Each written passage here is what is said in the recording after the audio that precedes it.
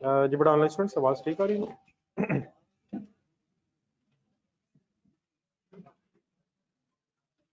Start कर लिया करें प्लीज।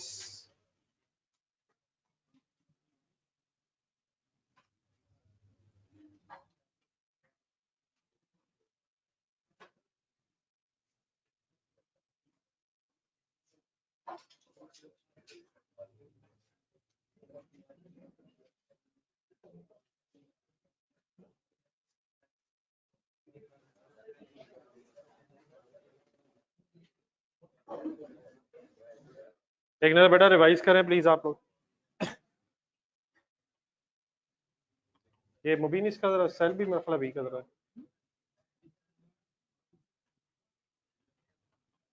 ये ऑनलाइन स्टूडेंट्स, आवाज ठीक है? ये आवाज भी जरा चेक करना जरा।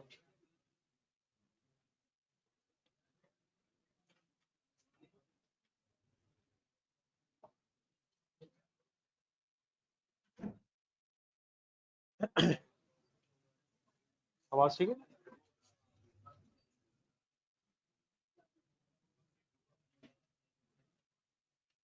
ठीक है बस। ये जरा सेल देखना जरा। वो पेज हो गया कॉपी? पेज ये जरा देखना। ये नहीं करना ये सुबह किए ये तो, लेकिन लाइट तो नहीं कर।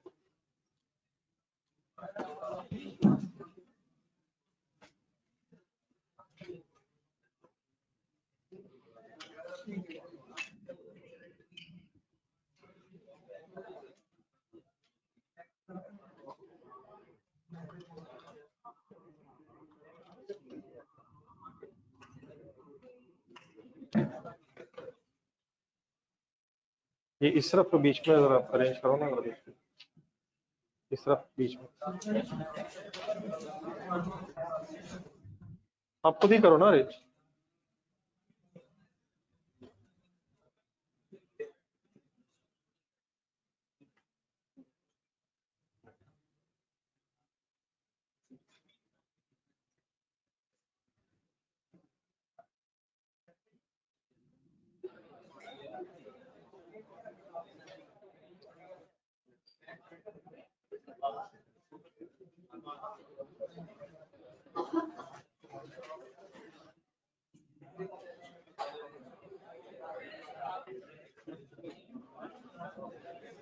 यहाँ पे बेटा को बैठा हुआ आपके साथ बैठा हुआ नहीं है कोई? नहीं, को बाहर तो नहीं गया वो? आप बेटा जरा कर लीजिए, जरा थोड़ा बैग जरा नीचे रखना है, जरा थोड़ा सा जरा खुले हो जाओ।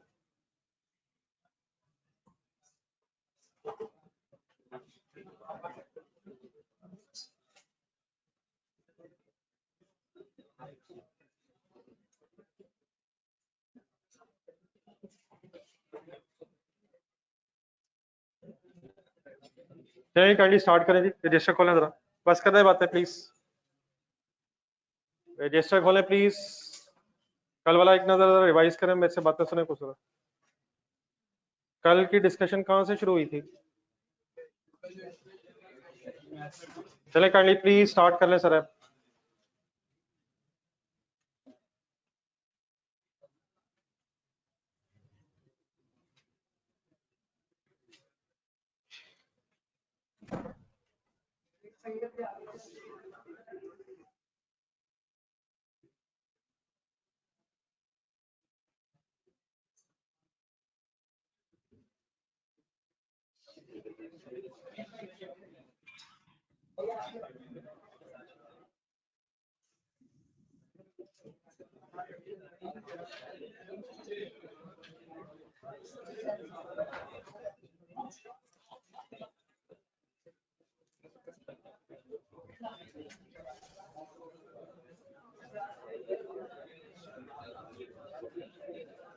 इस तरह बैठा देना फिर, ये शेप उनको फिर यहाँ बैठा दो। ये इधर यहाँ पे ये मुबीन की चेयर पड़ी है, मुबीन की जो चेयर पड़ी यहाँ पे रखवा दो। मुबीन की रहने दो, यहाँ पे और रखवा दो ना।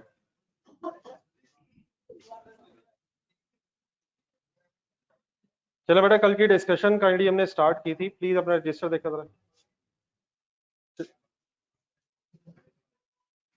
सबसे पहले डिस्कस ये हुआ था कि कोई भी अगर प्रॉपर्टी प्लांट इक्विपमेंट के आइटम है तो उसे इनिशियली हमेशा आप कॉस्ट पे मेजर कर रहे होंगे, ठीक है, कॉस्ट पे डेबिट कर रहे होंगे कोई भी अगर एसेट को। लेकिन सब्सिक्वेंट मेजरमेंट के कौन से मॉडल्स हैं? कॉस्ट मॉडल बड़ा सिंपली ये है कि इनिशियली जिस कॉस्ट पे आपने डेबिट किया था एसेट को उसी अमाउंट पे रहने दें, सब्सिक्वेंटली बस जैसे जैसे एसेट यूज हो रहा है उसकी एक्यूमुलेटेड डेप्रिसिएशन माइनस करके कैरिंग अमाउंट कैलकुलेट कर लें। तो दिस वाज कॉस्ट मॉडल जो हम शायद ऑलरेडी बी क्वेश्चंस में डिस्कस कर रहे थे। लेकिन second method that can be used is revaluation model. अब रिवैल्यूएशन मॉडल की चंद एक बातें जो कल हुई थी पहले मैं आपके सामने रिवाइज कर देता हूँ, बाद में फिर अगर आपके ज़हन में कोई क्वेश्चन है तो वो भी डिस्कस करते हैं। रिवैल्यूएशन मॉडल अगर अडॉप्ट करना है कंपनी ने तो you have to compare the carrying amount with the fair value. Fair value ही को रिवैल्यूड अमाउंट भी बोलते हैं। जरा देखें अपने पास जहाँ मैंने इस रिवैल्यूएशन मॉडल लिखवाया था, मैं कभी अगर वर्ड बोलूँ रिवैल्यूएशन, रिवैल्यूड अमाउंट या फेयर वैल्यू तो हम शायद मार्केट वैल्यू की बात कर रहे हैं। Market value can be called as fair value या रिवैल्यूड अमाउंट। चलिए अब ये दरवाजा यहाँ से बंद कर रहे हैं। तो रिवैल्यूएशन डेट पे फेयर वैल्यू को कैरिंग अमाउंट से कंपेयर करते हैं और दो पॉसिबिलिटीज बन सकती हैं, या फेयर वैल्यू ज्यादा होगी और या फेयर वैल्यू कम होगी। अगर फेयर वैल्यू ज्यादा है तो जो डिफरेंस है that is called as revaluation surplus, और अगर फेयर वैल्यू कम है तो difference is called as revaluation loss. Revaluation loss अगर बेटा है तो इमीडिएटली प्रॉफिट एंड लॉस में जाता है। अगर फर्स्ट टाइम लॉस हो डबल एंट्री बन जाएगी, revaluation loss debit and asset credit, जो भी एसेट है वो क्रेडिट होके रिवैल्यूएशन लॉस डेबिट हो जाएगा। लेकिन अगर रिवैल्यूएशन लॉस की जगह रिवैल्यूएशन सरप्लस है तो एसेट फिर बढ़ रहा होगा, एसेट डेबिट होके रिवैल्यूएशन सरप्लस क्रेडिट होगा। लेकिन revaluation surplus is not part of profit and loss statement, it is part of the equity of the business. कल मेरे से क्लास में भी क्वेश्चन हुआ था, क्लास के एंड में भी क्वेश्चन हुआ, तो उसमें जरा मुझे कंफ्यूजन लग रही थी तो मैं एक दफा दोबारा रिपीट कर देता हूँ। आप अपने रजिस्टर में देखें जहां मैंने ये रिवैल्यूएशन सरप्लस की एंट्री की थी शुरू में, उसके नीचे मैंने फिर आपको एक प्रेजेंटेशन दिखाई थी।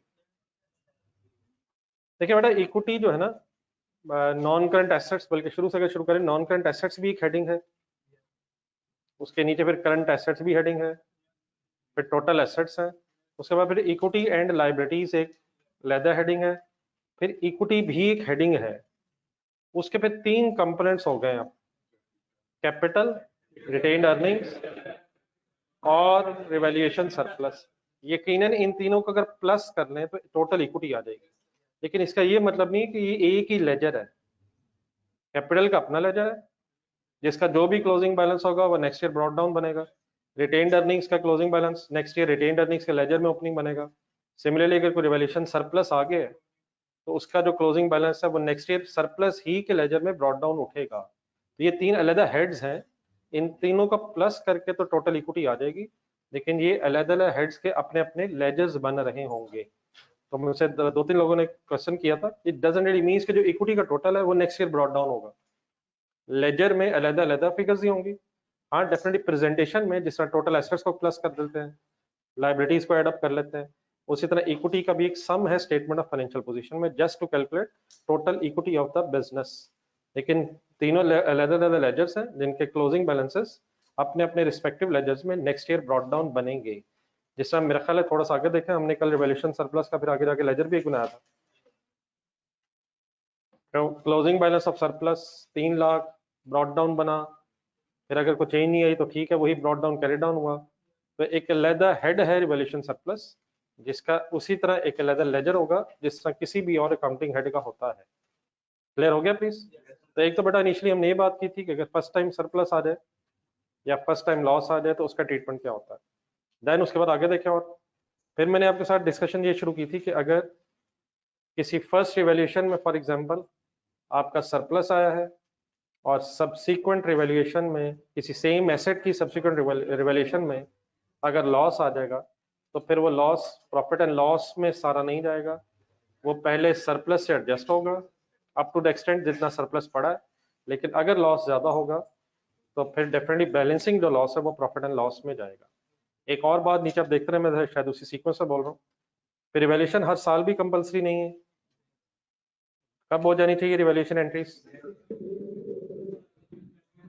Definitely exam point of view से तो हमें एग्जामिनर बताएगा कि रिवैल्यूएशन हर साल हो रही है या कुछ अर्से का गैप है, लेकिन प्रैक्टिकली स्पीकिंग थोड़ा सा आपको आइडिया होना चाहिए कि हर साल रिवैल्यूएशन करना जरूरी भी नहीं है।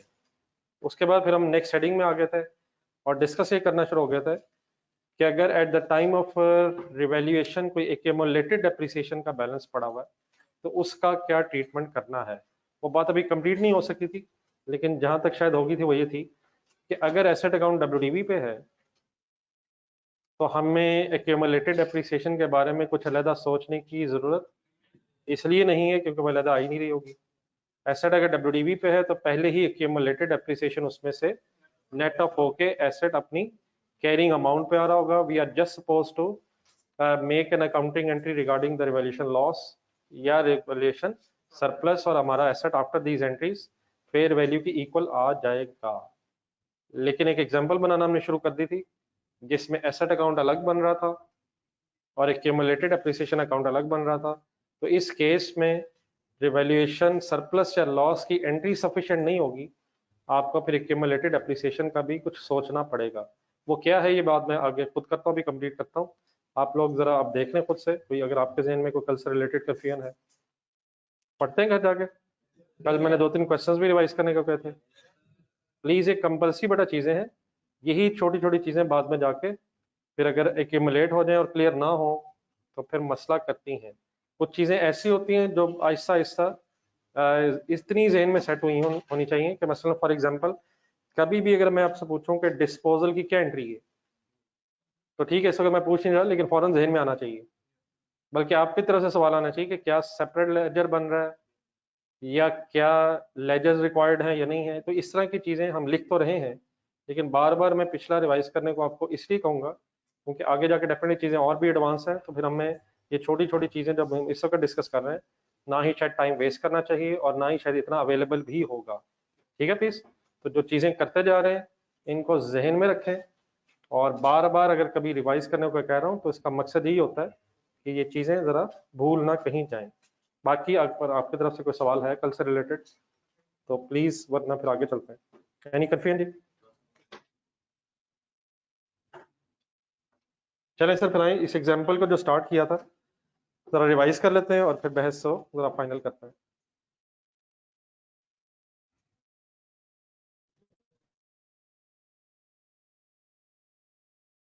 इन लेजर्स के ऊपर 2 पैराग्राफ लिखे हैं, वहां से शुरू करते हैं। If asset account is at WDV, पढ़ने जरा दोबारा। Then there is no entry of any, no need of any. But if there is a separate ledger of asset and accumulated appreciation, then पे एक बहस हो रही थी। हमने ये अज्यूम किया था, लेजर पढ़ने जरा, कि 1 जनवरी 2023 पे 8 लाख रुपीस का एक इक्विपमेंट परचेज हुआ है। उसका फर्स्ट ईयर जब गुजरा तो 4 लाख आपने डेप्रिसिएशन चार्ज करके depreciation debit accumulated depreciation credit entry कर ली। नेक्स्ट ईयर के स्टार्ट पे 8 lakh brought down asset account में बैलेंस है और 4 lakh rupees 80 lakh sorry 80 lakh is the brought down balance in the equipment account and 4 lakh rupees is the brought down balance in the accumulated depreciation account. In other words, अगर इन दोनों figures को इकट्ठा देखा जाए तो 76 लाख रुपीस की हमारे इक्विपमेंट की WDV है। डेट थी हमारी 1 जनवरी 2021 और देन फिर मैं आपसे डिस्कशन करते हुए अज्यूम कर रहा था कि सपोज इस 1 जनवरी 2021 पे इस एसेट को जब रिवैल्यू किया गया तो fair value suppose 85 lakh rupees आ गई। यहाँ तक कुछ याद आ गया सर? तो 85 lakh rupees minus 76 lakh rupees 9 lakh का रिवैल्यूएशन सरप्लस एक आया था। उसकी शायद आपने मुझे एक एंट्री भी बोल दी थी जो मैंने पोस्ट कर ली थी। क्या एंट्री लिखी थी मैंने? Equipment debit revaluation surplus credit. और इक्विपमेंट का लेजर जब हम बना रहे थे तो इक्विपमेंट के लेजर में फिगर डेबिट साइड पे आई, रेफरेंस सरप्लस आ गया। ऑब्वियसली रिवैल्यूएशन सरप्लस का लेजर जहन में लाएं, उसमें ये फिगर क्रेडिट साइड पे होगी, लेकिन वो इस वक्त हमारी बहस में नहीं है। इंशाल्लाह हम क्वेश्चन में चलेंगे और सारे लेजर्स इकट्ठे भी डिस्कस करेंगे। लेकिन बेटा इस एंट्री के बावजूद हुआ क्या है, अब जरा लेजर देखें आप। हमने सरप्लस की एंट्री कर भी ली है, 9 लाख रुपीस डेबिट साइड पे आ भी गया है, लेकिन इस एंट्री के बाद भी अगर हम अपना लेजर देखें तो ब्रॉड डाउन बैलेंस था 80 लाख, और उसमें 9 लाख अगर ऐड होगा डेबिट होके तो ये 89 लाख रुपीस बन रहा है। हालांकि हमारे एसेट की फेयर वैल्यू 85 लाख है, और आफ्टर इवैल्यूएशन एसेट अपनी फेयर वैल्यू के इक्वल आ जाना चाहिए। मसला इस वजह से हो रहा है कि एक्यूमुलेटेड एप्रिसिएशन का लेजर ऑपोजिट साइड पर देखें, तो वहां जो 4 लाख है वो इसी एसेट की एक्यूमुलेटेड एप्रिसिएशन की रिफ्लेक्शन है, लेकिन अभी वो इस एसेट की कॉस्ट में से नेट नहीं है। प्रॉब्लम इस वजह से हुआ है कि कॉस्ट में 9 लाख ऐड हो रहा है रादर देन कि इसे ऐड होना चाहिए WDV में। तो अगर WDV 76 लाख होती यहाँ ब्रॉड डाउन तो प्लस 9 लाख होना था। There is no need of any further adjustment. यहाँ तक क्लियर है सर? तो अगर फॉर एग्जांपल एसेट अकाउंट अलग हो और एक्यूमुलेटेड एप्रिसिएशन अकाउंट अलग हो तो देन आपको रिवैल्यूएशन सरप्लस और लॉस की एंट्री करने से पहले एक एक्स्ट्रा काम करना पड़ा करेगा, दैट इज कि आपको अपने एसेट अकाउंट में जो कॉस्ट है उसे WDV में कन्वर्ट करना पड़ेगा। इन सिचुएशंस में ये ऑलरेडी कन्वर्टेड ही होगी, लेकिन अगर एसेट अकाउंट अलग है और एक्यूमुलेटेड एप्रिसिएशन अकाउंट अलग है तो फिर पहले हमें एसेट अकाउंट को WDV पे कन्वर्ट करना होगा। अब कॉस्ट को WDV कैसे बनाते हैं? उसमें से एक्यूमुलेटेड एप्रिसिएशन माइनस कर देते हैं। ठीक है प्लीज? तो उसका तरीका क्या हो सकता है? शायद सिंपल बात हो जाएगी, लेकिन बोर्ड पे जरा देखें। करना सिंपली क्या है कि आपने इस 80 लाख को अगर WDV बनाना है तो एक तो डेफिनेटली वे क्या है, इसे काट दें। किसे काट दें और कितना कर दें? लेकिन डेफिनेटली ये कोई वे नहीं है, हम डॉक्टर्स भी नहीं है। तो क्या आपको पता है कि ये कॉस्ट इनडायरेक्टली WDV में कैसे कन्वर्ट हो सकती है? अगर 80 लाख डेबिट साइड पे है और 4 लाख रुपीस मैं इस इक्विपमेंट के लेजर में क्रेडिट साइड पे लिख दूं तो क्या ये नेट ऑफ होके, क्या नेट ऑफ होके 80 lakh minus 4 lakh net off होके 76 लाख हो जाएगा सर? तो 4 लाख है क्या? तो गौर से देखें, शायद जो एंट्री बननी है वो मैंने बना दी है। क्या एंट्री बनाना चाह रहा हूं? एक्यूमुलेटेड डेप्रिसिएशन अकाउंट डेबिट हो रहा है और इक्विपमेंट क्रेडिट हो रहा है। मैंने पहले इक्विपमेंट क्रेडिट किया है, ऑपोजिट रेफरेंस लिखा है। अब एक सेकंड एक्यूमुलेटेड डेप्रिसिएशन के लेजर में है, वहां ये फिगर किधर आएगी? डेबिट साइड पे। प्लीज रेफरेंस क्या होगा? आप पूरी एंट्री जरा बोल दें प्लीज। इस एंट्री की कब जरूरत नहीं है और ये एंट्री कब करनी पड़ती है? अभी तक जो मैं बता सका उसको बेस बना के बताएं। ये एंट्री किस दिन होती है? जिस दिन रिवॉल्यूशन हो रही होगी उस दिन अपने एसेट की WDV बनाने के लिए आप एक्यूमुलेटेड एप्रिसिएशन डेबिट और इस केस में इक्विपमेंट क्रेडिट कर रहे होंगे। What is the purpose of this entry? क्यों कर रहे हैं? To convert the asset into WDV, to convert the figure of asset into, to convert the figure of asset into WDV। एक minute जरा।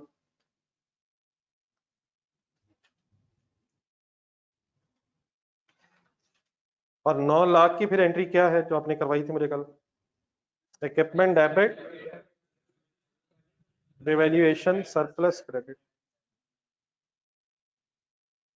तो इट मींस हम question देखा करेंगे, अगर क्वेश्चन में separate laser of accumulated appreciation है तो at the time of revaluation मुझे फिर आप कौन सी एंट्री भी याद करवाएंगे? बोल दें जरा एक दफा, कौन सी एंट्री भी याद करवाएंगे? ये अब यहाँ तक काइंडली जरा इसी तरह एरोज वगैरह बना के भी जरा जरा पोस्टिंग को जरा एंट्री फॉर्म में भी लिखना है, उसकी रीजन भी लिखना है।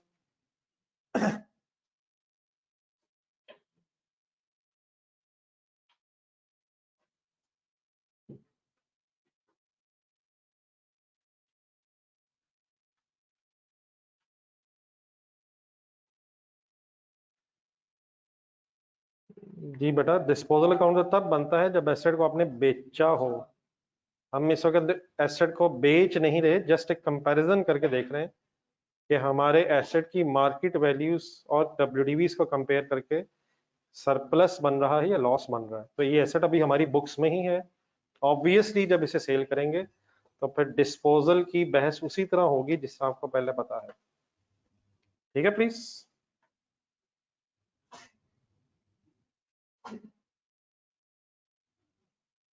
जी काइंडली एनी कंफ्यूजन जी प्लीज। जी सर।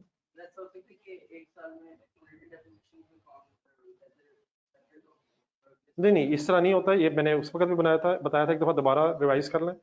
ये बेटा वन टाइम एक डिसीजन होता है कि आपने एसेट को डब्ल्यूडीवी पे रखना है या कॉस्ट पे रखना है। अगर कॉस्ट पे रखा होगा तो at the date of revaluation मजबूरन ये एंट्री करनी पड़ रही है। टेम्परेरी तौर पे डब्ल्यूडीवी पे हम ले आए एसेट को, लेकिन डेप्रिसिएशन की दोबारा फिर एंट्री क्या रिपीट होगी? Depreciation debit, accumulated depreciation credit. हाँ, जब कभी दोबारा रिवैल्यूएशन होगी तो at the time of revaluation फिर ये एडजस्टमेंट करनी पड़ेगी आपको, ताकि एसेट डब्ल्यूडीवी पे आ जाए। ठीक है प्लीज।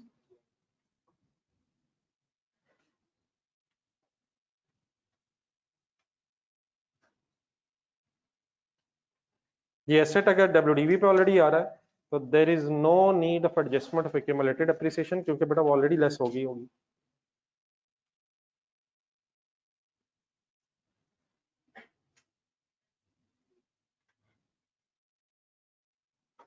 जी ठीक है बेटा प्लीज। जी सर।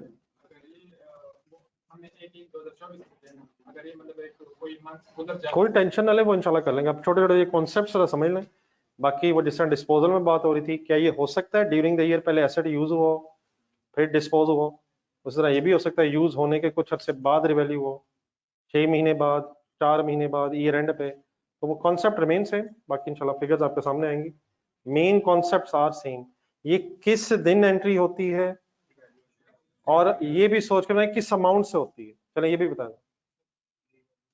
नहीं, ये रिवैल्यूड अमाउंट से एंट्री नहीं, ये जो एक्यूमुलेटेड एप्रिसिएशन डेबिट और एसेट क्रेडिट वाली नई एंट्री आज हमने की है, ये किस दिन होती है at the date of revaluation और किस अमाउंट से होती है।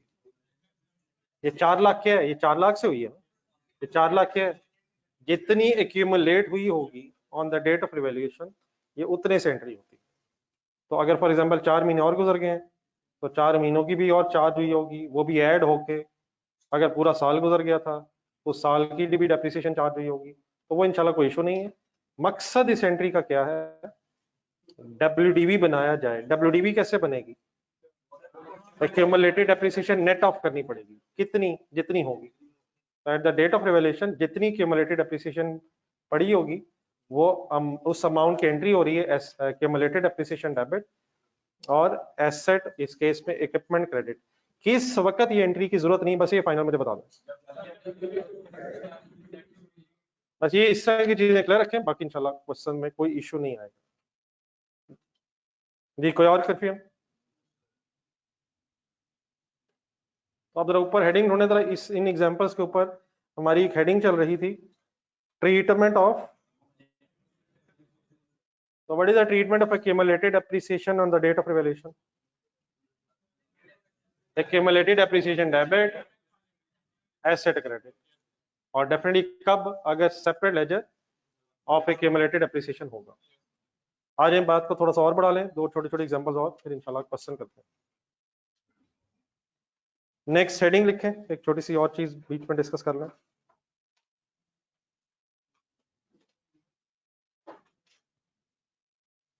Transfer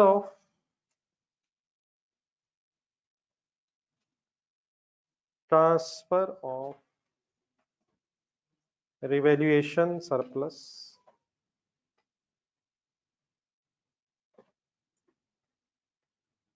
to retained earnings. नई चीजें हैं, कंसंट्रेशन रिक्वायर्ड है, एक एक वर्ड समझना इंपॉर्टेंट है।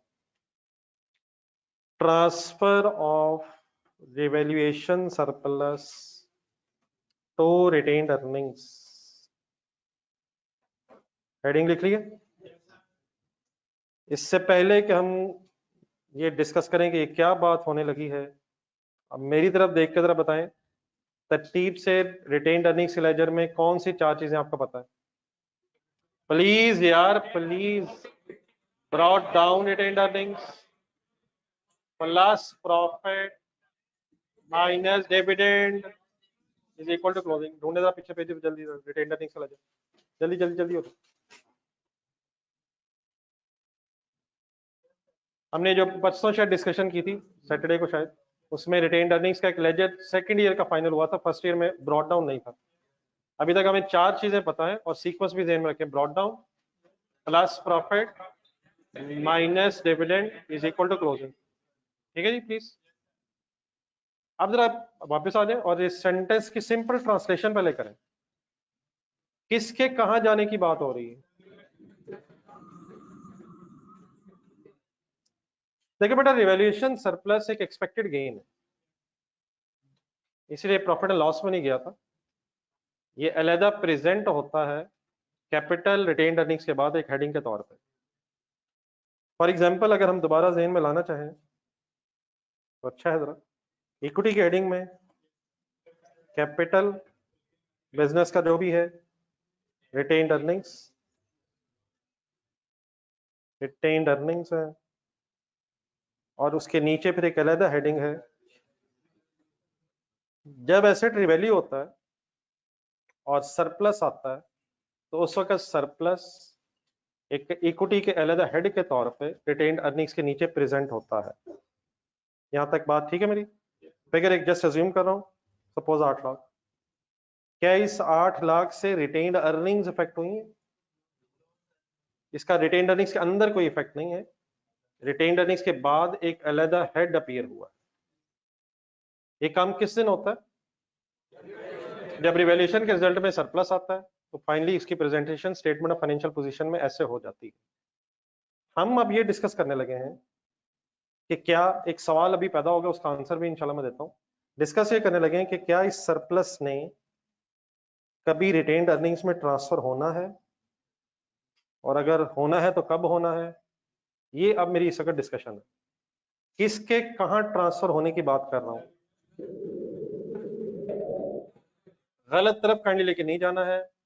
क्या सरप्लस जब अराइज होता है साथ ही रिटेन्ड अर्निंग्स में चला जाता है?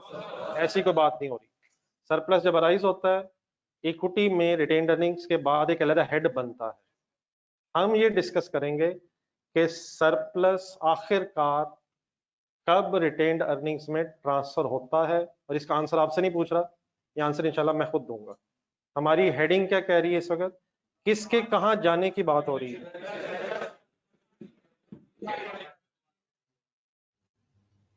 कुछ हेडिंग क्लियर हुई है?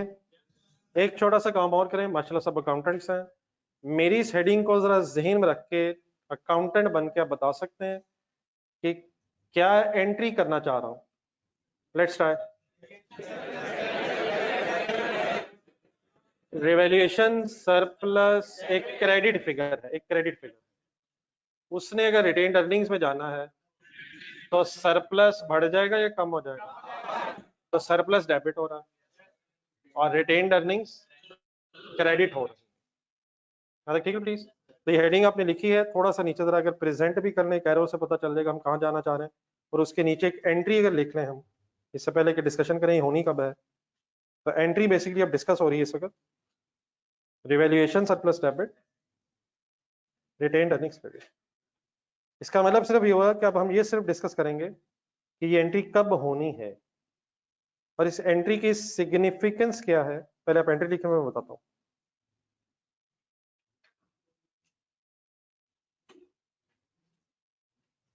बेटा जब आएगी लैंड तो इंशाल्लाह लैंड को रिवैल्यू कर लेंगे, यार को खुदा का नाम है। लैंड को कैसे रिवैल्यू करेंगे? लैंड को भी बेटा वैसे ही रिवैल्यू करेंगे जैसे इंशाल्लाह अभी करेंगे, कैरिंग अमाउंट और फेयर वैल्यू से कंपेयर कर लेंगे। लैंड की कैरिंग अमाउंट कैसे कैलकुलेट करेंगे? कैरिंग अमाउंट कैलकुलेट होती है कॉस्ट माइनस और ये जे टू टी।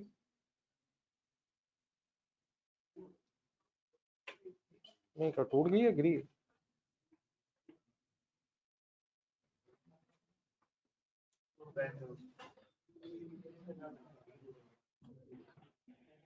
ये चेयर यार दूसरी रखो ना इधर, इस तरह की वाली दूसरी चेयर्स नहीं है? ये वाली जो आगे आगे पड़ी है।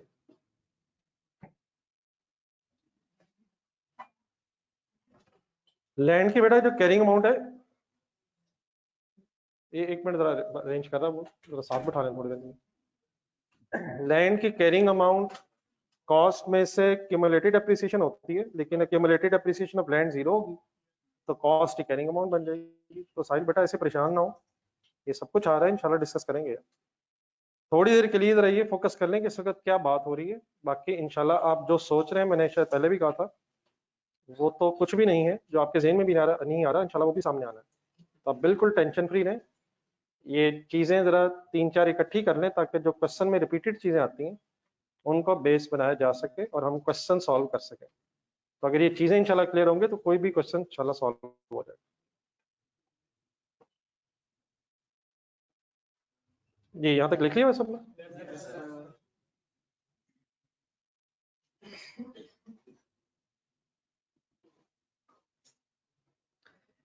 इन अदर वर्ड्स, चलिए अब मेरे ख्याल स्टार्ट करते हैं। इन अदर वर्ड्स, बैठा लिया भाई को, सॉरी यार चोट तो नहीं लगी कोई? बोर्ड तो नजर आ रहा है आप लोगों को? बात बेटा फाइनली इसका मतलब ये होनी है कि हमने अब ये डिस्कस करना है कि ये जो सरप्लस डेबिट और रिटेन्ड अर्निंग्स क्रेडिट वाली एंट्री है, ये किस वक्त होती है? क्या उसी वक्त जिस दिन सरप्लस आता है? ये बहस नहीं हो रही है। अब मुझे जरा 2 मिनट और दें, मैं जरा बात को थोड़ा सा और आगे बढ़ा लूं ताकि आपका पहले कॉन्सेप्ट क्लियर हो जाए सेटिंग का और आप लिखते हुए जरा परेशान फिर ना हो। ये जो सरप्लस ट्रांसफर की बहस है, surplus transfer to retained earnings, ये एंट्री 2 सिचुएशंस में हो सकती है। नंबर 1, पहले बात पूरी करने थे मुझे, या इस तरह कह लें ये एंट्री 2 पॉसिबल सिनेरियोज में होती है। नंबर 1, ट्रांसफर द सरप्लस, नहीं लिख रहे अभी आप, transfer the surplus to retained earnings when the asset is disposed of। Means suppose एक एसेट रिवैल्यू किया आपने, मीन्स कंपैरिजन किया कैरिंग अमाउंट और फेयर वैल्यू का, फॉर एग्जांपल उसका सरप्लस आ गया। वो सरप्लस कब तक पड़ा रहेगा? जब तक एसेट डिस्पोज ना हो जाए। डिस्पोज क्या होता है? बेच के क्या होता है? एक्चुअली कैश मिल जाता है। तो जब एक्चुअल डिस्पोजल हो जाएगी तो क्या उस वक्त फिर एसेट आपकी बुक से निकल जाता है? तो उस दिन फिर जितना इसका सरप्लस भी पड़ा होगा वो भी रिटेन्ड अर्निंग्स में ट्रांसफर हो जाएगा। इसको समझाने के लिए भी मैं एग्जांपल भी लिखूंगा, उसके बेस पे बात करेंगे। What is the first possibility in which the surplus is transfer to retained earnings? When the asset is disposed of. कब से कब तक सरप्लस पड़ा रहेगा? जब तक आया वहां से लेकर डिस्पोजल डेट तक पड़ा होगा। लेकिन अगर एसेट ही हमारी बुक से निकल जाएगा तो उस दिन फिर उसका जो सरप्लस होगा वो भी रिटेन्ड अर्निंग्स में ट्रांसफर करके बात खत्म हो जाएगी। एक दूसरी पॉसिबिलिटी है, भाई ये कैसे होगा, मैं अभी इसकी एग्जांपल बनाता हूँ। सेकेंडली, ये स्टैंडर्ड आई 16 ये भी अलाउ करता है कि रादर देन कि आप एक ही दफा जब एसेट डिस्पोज और सरप्लस का ट्रांसफर करें, आप ईयर वाइज भी ट्रांसफर कर सकते हैं। मीन्स उसे, लेकिन कैसे? ट्रांसफर द सरप्लस, 2 पॉसिबिलिटीज हैं। Transfer the surplus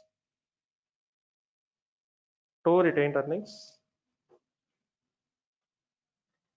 transfer the surplus to retained earnings as the asset is used and depreciated। First possibility क्या है लेफ्ट साइड पे आपके? एक ही दफा ट्रांसफर करें जब एसेट डिस्पोज हो जाएगा। सेकंड पॉसिबिलिटी ये भी है, आई 16 में अलाउड है। ये फिर होना कैसे, ये भी मैं डिस्कस करता हूँ कि आप जैसे जैसे एसेट डेप्रिशिएट कर रहे होंगे, क्या रिवैल्यूएशन के बाद एसेट डेप्रिशिएट होता है? क्या आफ्टर इवैल्यूएशन एसेट डेप्रिशिएट होता है? Fair value is depreciated over remaining useful life. क्या एंट्री होगी? Depreciation debit, accumulated depreciation credit. By default हम हमेशा सेपरेट लेजर ही अज्यूम करते हैं। तो जैसे जैसे ईयर वाइज आप depreciation debit, accumulated depreciation credit की एंट्री कर रहे होंगे, ये भी अलाउड है कि साथ साथ कुछ पोर्शन ऑफ सरप्लस भी रिटेन्ड अर्निंग्स में ट्रांसफर करते जाएं। एक पॉसिबिलिटी क्या है, सारा डिस्पोजल पे ही करें। सेकंड पॉसिबिलिटी क्या है, ईयर वाइज करें। कैसे करें वो इंशाल्लाह भी डिस्कस करते हैं, पहले यहां तक जरा लिखें। और का मतलब बीच में क्या है, ये दो चॉइसेस हैं। कंपनीज या क्या पॉलिसी बना सकती हैं कि डिस्पोजल पे ट्रांसफर करना है, और या क्या पॉसिबिलिटी बनाई जा सकती है ईयर वाइज ट्रांसफर करना है। दोनों पॉसिबिलिटीज को भी डिस्कस करते हैं, और इंशाल्लाह फिर ये बात भी करते हैं कि अगर क्वेश्चन में नहीं बताया हुआ तो फिर कैसे ट्रांसफर किया करेंगे। पहले यहाँ तक जरा नोट कर लें, फिर इंशाल्लाह मैं फिर के साथ बात करता हूँ। जी बड़ा लेसन से आवाज़ ठीक है इस वक्त? मेरे एक साहब कह रहे हैं जरा आवाज़ सही नहीं आ रही।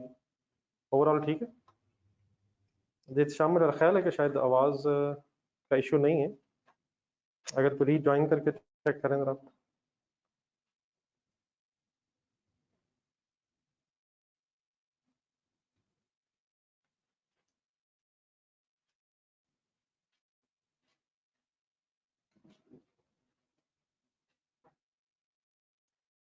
ये बुक्स अरेंज कर ली आप लोगों ने?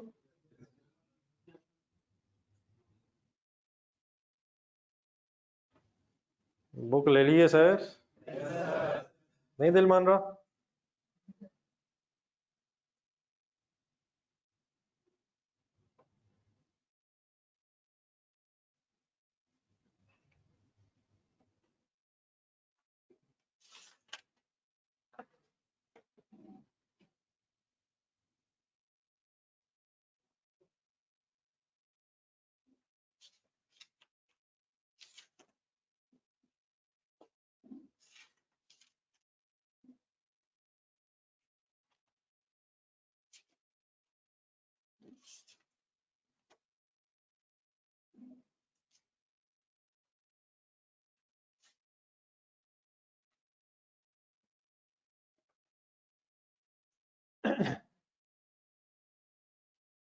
There are two ways in which surplus can be transferred to retained earnings. Short words में when disposed of, when the asset is disposed of, or number two, as the asset is used and depreciated. Note कर लिया? आइए अब इसको समझने के लिए एक एग्जाम्पल लिखें। पहले हम पॉइंट 1 की एग्जाम्पल, चले एग्जाम्पल 1 ही बना लेते हैं। पहले अगर हम डिस्पोजल पे ट्रांसफर है उसकी बात करेंगे, और फिर अगर एसेट यूज हो रहा है उसकी बात करते हैं। एक डाटा जरा लिखना एग्जाम्पल 1 करके जरा। A machine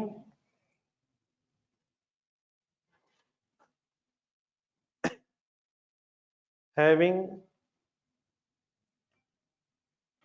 a revalued amount of rupees a machine having a revalued amount of rupees 2,60,000 and accumulated depreciation of rupees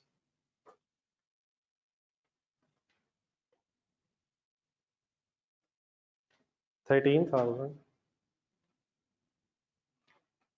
is sold for rupees 2,53,000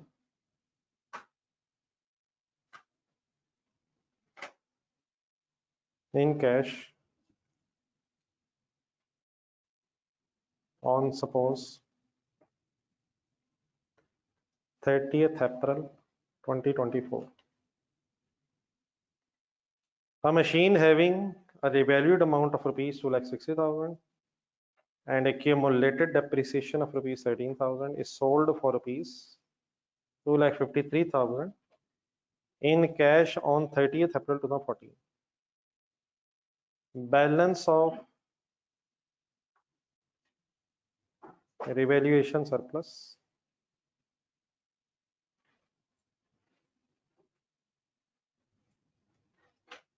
as a result of previous revaluations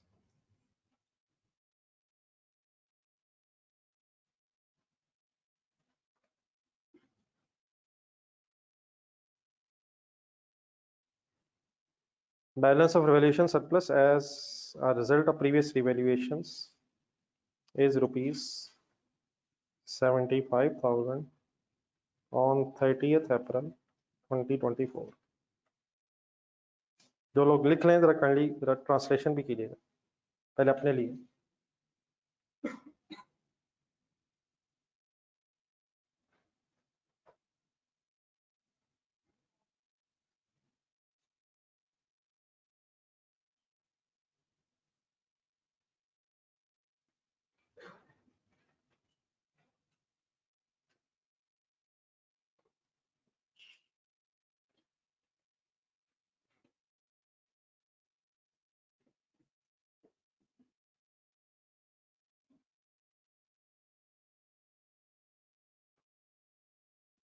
note कर लिया? चलो मेरे से translation सुना।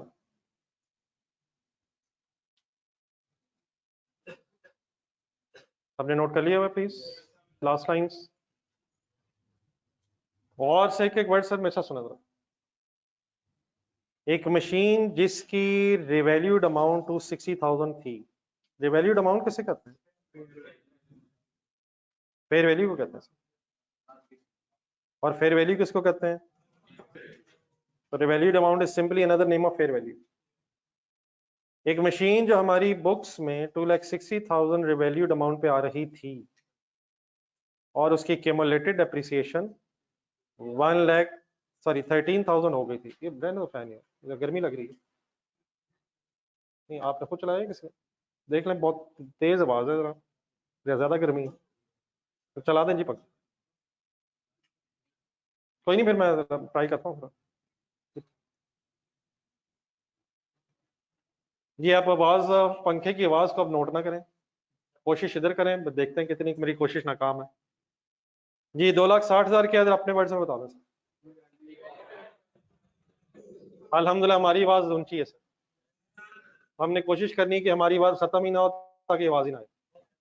एक second खामोश हो जरा, आवाज आ रही है तो इंशाल्लाह मैंने भी नहीं रुकना और आपने भी प्लीज मेरा मेरा साथ देना। बिस्मिल्लाहिर्रहमानिर्रहीम सर। What is 2,60,000? ये लास्ट लाइन तक आवाज ठीक है? 2,60,000 रिवैल्यूड अमाउंट अगर है तो बेटा गौर से देखें, क्या हमने इस मशीन को कभी रिवैल्यू किया होगा? क्या ये मशीन रिवैल्यूएशन मॉडल पे थी? वरना तो ये कॉस्ट पे होती कहीं। अगली लाइन में 13,000 इसकी क्यूमुलेटेड एप्रिसिएशन थी। क्या रिवैल्यू करने के बाद कुछ अर्सा यूज किया? यार ये भी तो हो सकता है कि पुरानी क्यूमुलेटेड एप्रिसिएशन आ रही हो, वो नहीं रह सकती। जब भी रिवैल्यूएशन डेट आती है, अगर कोई बैलेंस पुराना एक्यूमुलेटेड एप्रिसिएशन का पड़ा भी है तो क्या वो खत्म हो जाता है? क्या आफ्टर इवैल्यूएशन डेप्रिसिएशन चार्ज होती है based on fair value over the remaining useful life? कितने पे ये एसेट आ गया था? 260 पे। कितना और डेप्रिशिएट हुआ? फिर अब इसकी डिस्पोजल हो रही है। डिस्पोजल और रिवैल्यूएशन में कोई डिफरेंस है? रिवैल्यूएशन एक जस्ट कंपैरिजन है, बेचा नहीं था। हमारी बुक्स में कितने का है, मार्केट में बेचेंगे कितने का है, ये कंपैरिजन रिवैल्यूएशन कहलाता है। डिस्पोजल मींस एक्चुअली अब एसेट जाना है और उसके बदले कैश आना। इज इट पॉसिबल कि कोई रिवैल्यूड एसेट सबसीक्वेंटली हमने आफ्टर रिवैल्यूएशन सेल कर दिया हो? तो इस वक्त ये सिचुएशन है। हमारी बुक्स में रिवैल्यूड अमाउंट 260 पे आ रहा था, हैविंग एक्यूमुलेटेड एप्रिसिएशन ऑफ ₹13,000, और अब जब इसको बेचा है तो डेट है 30th अप्रैल 2024। ये कोई रिवैल्यूएशन डेट है या डिस्पोजल डेट है? और कितने का कैश पे बेच दिया? एसेट अपना ही समझे, लास्ट लाइन बाद में मैं बताता हूं। कितने का एसेट हो गया था आपकी बुक्स में, लेकिन क्या फर्दर डेप्रिशिएट किया था आपने? तो व्हाट इज द WDV जब आपने बेचा है? कैसे निकालो ये WDV? तो क्या 2,47,000 WDV वाला एसेट अब आप लोगों ने 253,000 पे बेचा है? क्या गेन हो गया, लॉस हो गया है? रिवैल्यूएशन सरप्लस है या रिवैल्यूएशन लॉस है? और नहीं मेरे भाई नहीं है। डिस्पोजल गेन है। अब रिवैल्यूएशन कब वर्ड यूज होते हैं? जब कंपैरिजन किए हो। अब कैश में बेच दिया है तो बचपन जहन में आ रहा है, कल घर भी रिवाइज किया है, सिंपल डिस्पोजल है यार। क्या कैश आना है? कितना? 6,000 कैश आना है।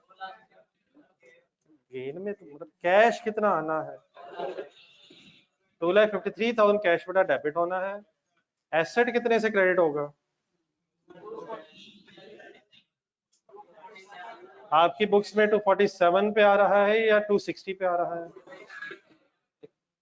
अगर WDV पे है तो 247 पे आ रहा होगा, और अगर सेपरेट लेजर बना हुआ है तो 260 पे आ रहा होगा। अब कॉस्ट वर्ड मुनासिब नहीं रहेगा यहाँ। कॉस्ट मॉडल होगा तो कॉस्ट पे आ रहा होगा, रिवैल्यूएशन मॉडल होगा तो फेयर वैल्यू पे आ रहा होगा। और अगर क्यूमुलेटेड एप्रिसिएशन का लेजर अलग है तो 260 से क्रेडिट होगा, और 13,000 से क्यूमुलेटेड एप्रिसिएशन लेदर डेबिट होगी। डिस्पोजल की एंट्रीज की तरफ लेके जा रहा हूं या रिवैल्यूएशन करने लगे हैं? क्या रिवैल्यू करने के बाद डिस्पोज हुआ है? आखिरी लाइन बीच में ऐड करना, आखिरी 2 लाइनें। अब इन 2 लाइंस का मीनिंग जरा फाइनल करें। Balance of revaluation surplus as a result of previous revaluations. क्या मतलब समझ आता है 75,000 का? सिर्फ बार बार एक चीज एम्फसाइज करना चाहता हूं, इस दिन रिवैल्यूएशन नहीं हो रही। जब कभी रिवैल्यूएशन की थी उस वक्त बैलेंस 75,000 आया था और अभी तक आ रहा है। हम इस वक्त डिस्कस से करेंगे, हमने 2 पॉसिबिलिटीज ऊपर बनाई हैं। हम पहले बात करेंगे कि अगर कंपनी की पॉलिसी है कि उसने डिस्पोजल पे ही सरप्लस ट्रांसफर करना है तो वो कैसे होता है, और फिर ऑल्टरनेटिव जो दूसरी पॉलिसी है साथ साथ वाली, वो अलग डिस्कस करूंगा। What is the meaning of last 2 lines? कि प्रीवियस रिवैल्यूएशंस के रिजल्ट में जो 75,000 सरप्लस आ रहा था वो 30 जून 2024 पे इस एसेट से रिलेटेड अभी पड़ा है। एक सेकंड के लिए अपनी बुक्स में अपने जहन में स्टेटमेंट ऑफ फाइनेंशियल पोजीशन बनाया जरा। बिफोर दिस डिस्पोजल 260 माइनस 13,000, 247 पे हमारा एसेट हमारी स्टेटमेंट ऑफ फाइनेंशियल पोजीशन में होगा। थोड़ा सा नीचे आए, इक्विटी में को तलाश करें। क्या इक्विटी में रिवैल्यूएशन सरप्लस के सामने कुछ नजर आ रहा है आपको?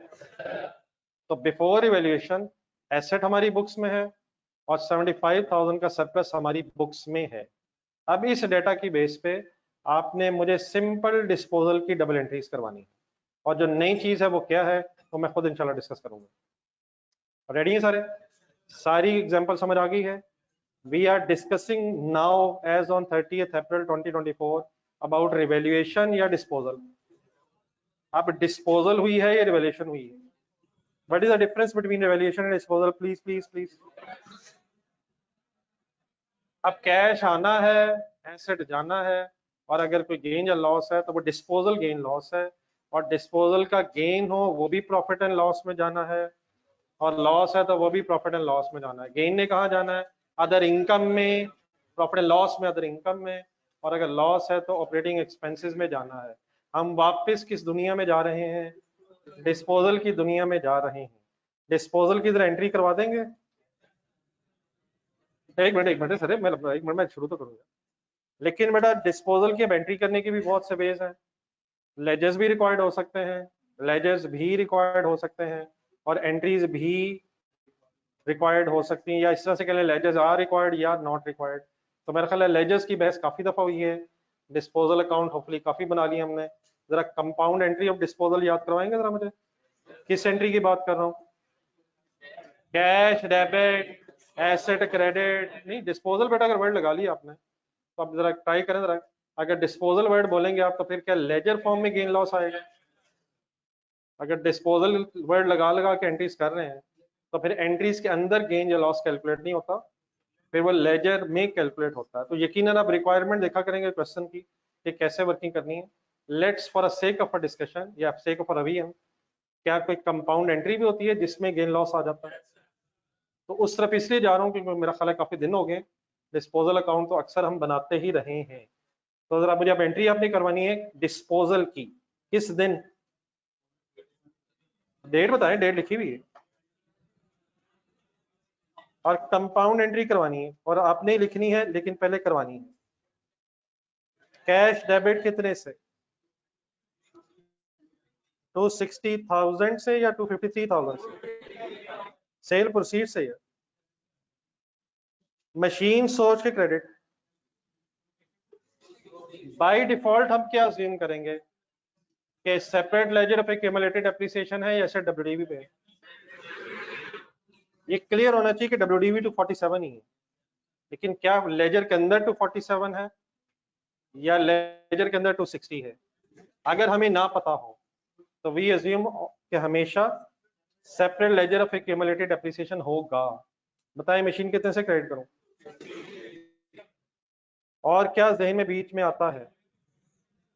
Accumulated appreciation debit bye 13,000। Calculator उठा लें हाथ में। डेबिट अमाउंट्स बन गई हैं 266,000। किन साइड पे एंट्री में डिफरेंस रह गया है? गेन है या लॉस है? सरप्लस है या गेन ऑन डिस्पोजल है? 6,000 कहाँ जाएगा? प्रॉफिट एंड लॉस में किस जगह जाएगा? लिखें सर।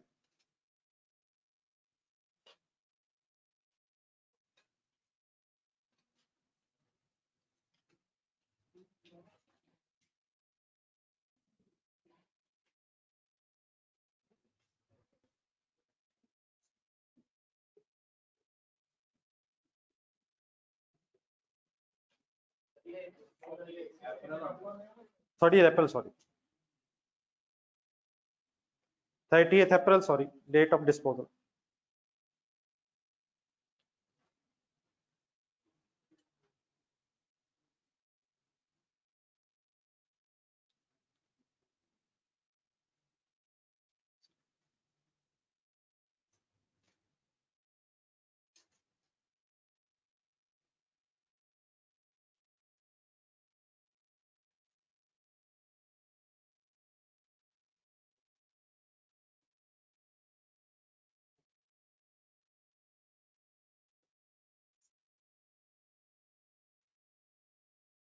एनी कंफ्यूजन यहां तक जो मैंने बात की है? जी बड़ा ऑनलाइन स्टूडेंट्स,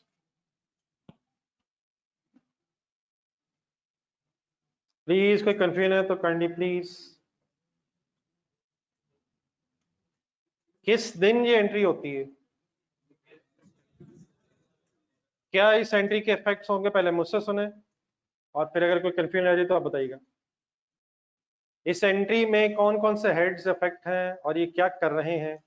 कैश डेबिट होके कैश बढ़ रहा है, ठीक है सर। एक्यूमुलेटेड डेप्रिसिएशन डेबिट का मीनिंग आप बताएं। कम हो रही है मींस 13,000 ही थी, 13,000 से ही कम होके खत्म होगी। 13,000 ही थी, जीरो होगी, 13,000 से कम होके जीरो हो जाएगी। एसेट क्रेडिट का मतलब आपकी बुक से 260 भी खत्म हो जाए।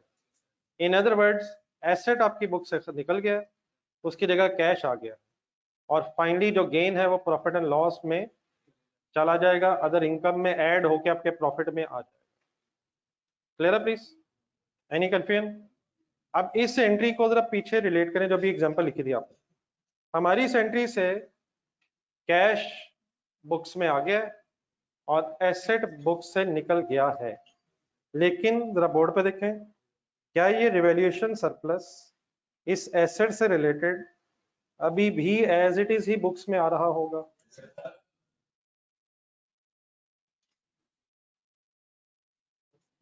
क्या खत्म हो गया है और क्या अभी भी आ रहा है? एसेट बुक से खत्म हो गया है, डिस्पोज हो गया है, लेकिन उससे रिलेटेड सरप्लस अभी भी हमारी बुक्स में अपीयर हो रहा है। तो करना बेटा सिर्फ ये है कि अगर आपने कोई रिवैल्यूड एसेट बेचा है, क्या वर्ड बोला मैंने, तो उसकी डिस्पोजल की एंट्रीज तो वैसे ही होनी है जैसे आपको पता है, लेकिन in addition to this entry, in addition to this entry, अगर उस एसेट से रिलेटेड कोई सरप्लस का बैलेंस पड़ा है तो उसने भी at the time of disposal surplus के हेड से निकल के रिटेन्ड अर्निंग्स में चला जाता। कुछ मेरे वर्ड्स ट्राई करेंगे रिपीट करना? अगर कोई एसेट रिवैल्यू होने के बाद सेल हुआ है तो डिस्पोजल की एंट्रीज एज इट इज है, लेकिन इस एंट्री के साथ ही आपने क्या ढूंढना है कि क्या इस एसेट से रिलेटेड कोई सरप्लस तो नहीं है, और अगर पड़ा है तो उसने कहां से कहां शिफ्ट हो जाना है। It means immediately after this entry on the same date, अगर कोई एसेट से रिलेटेड कोई सरप्लस की अमाउंट पड़ी है तो डिस्पोजल की एंट्री के साथ साथ क्या भी याद आना चाहिए, कौन सी एंट्री भी याद आनी चाहिए। अगर कॉस्ट मॉडल वाला कोई एसेट है, हिम्मत करें थोड़ी, तो कॉस्ट मॉडल वाले एसेट का कोई सरप्लस पड़ा होना कोई बहस नहीं हो सकती। सरप्लस कब पड़ा हो सकता है, तो अगर कोई रिवैल्यूड एसेट डिस्पोज हुआ है तो डिस्पोजल की एंट्रीज एज इट इज है, उसमें गेन आए या लॉस आए उसने प्रॉफिट एंड लॉस में जाना है, लेकिन साथ ही साथ आप ढूंढा करेंगे कि इससे रिलेटेड कोई सरप्लस तो नहीं है, और अगर है तो क्या एंट्री याद किया करेंगे, क्या ज़हन में लाया करेंगे। प्लीज ये मैं किस दिन एंट्री कर रहा हूं और किसको कहां ट्रांसफर कर रहा हूं,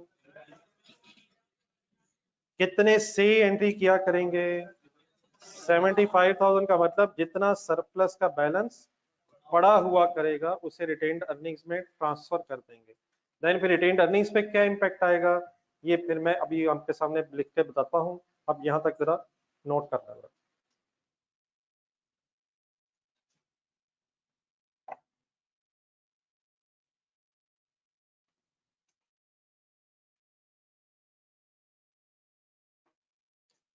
Any confusion?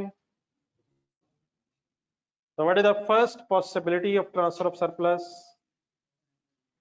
Transfer at the time of disposal.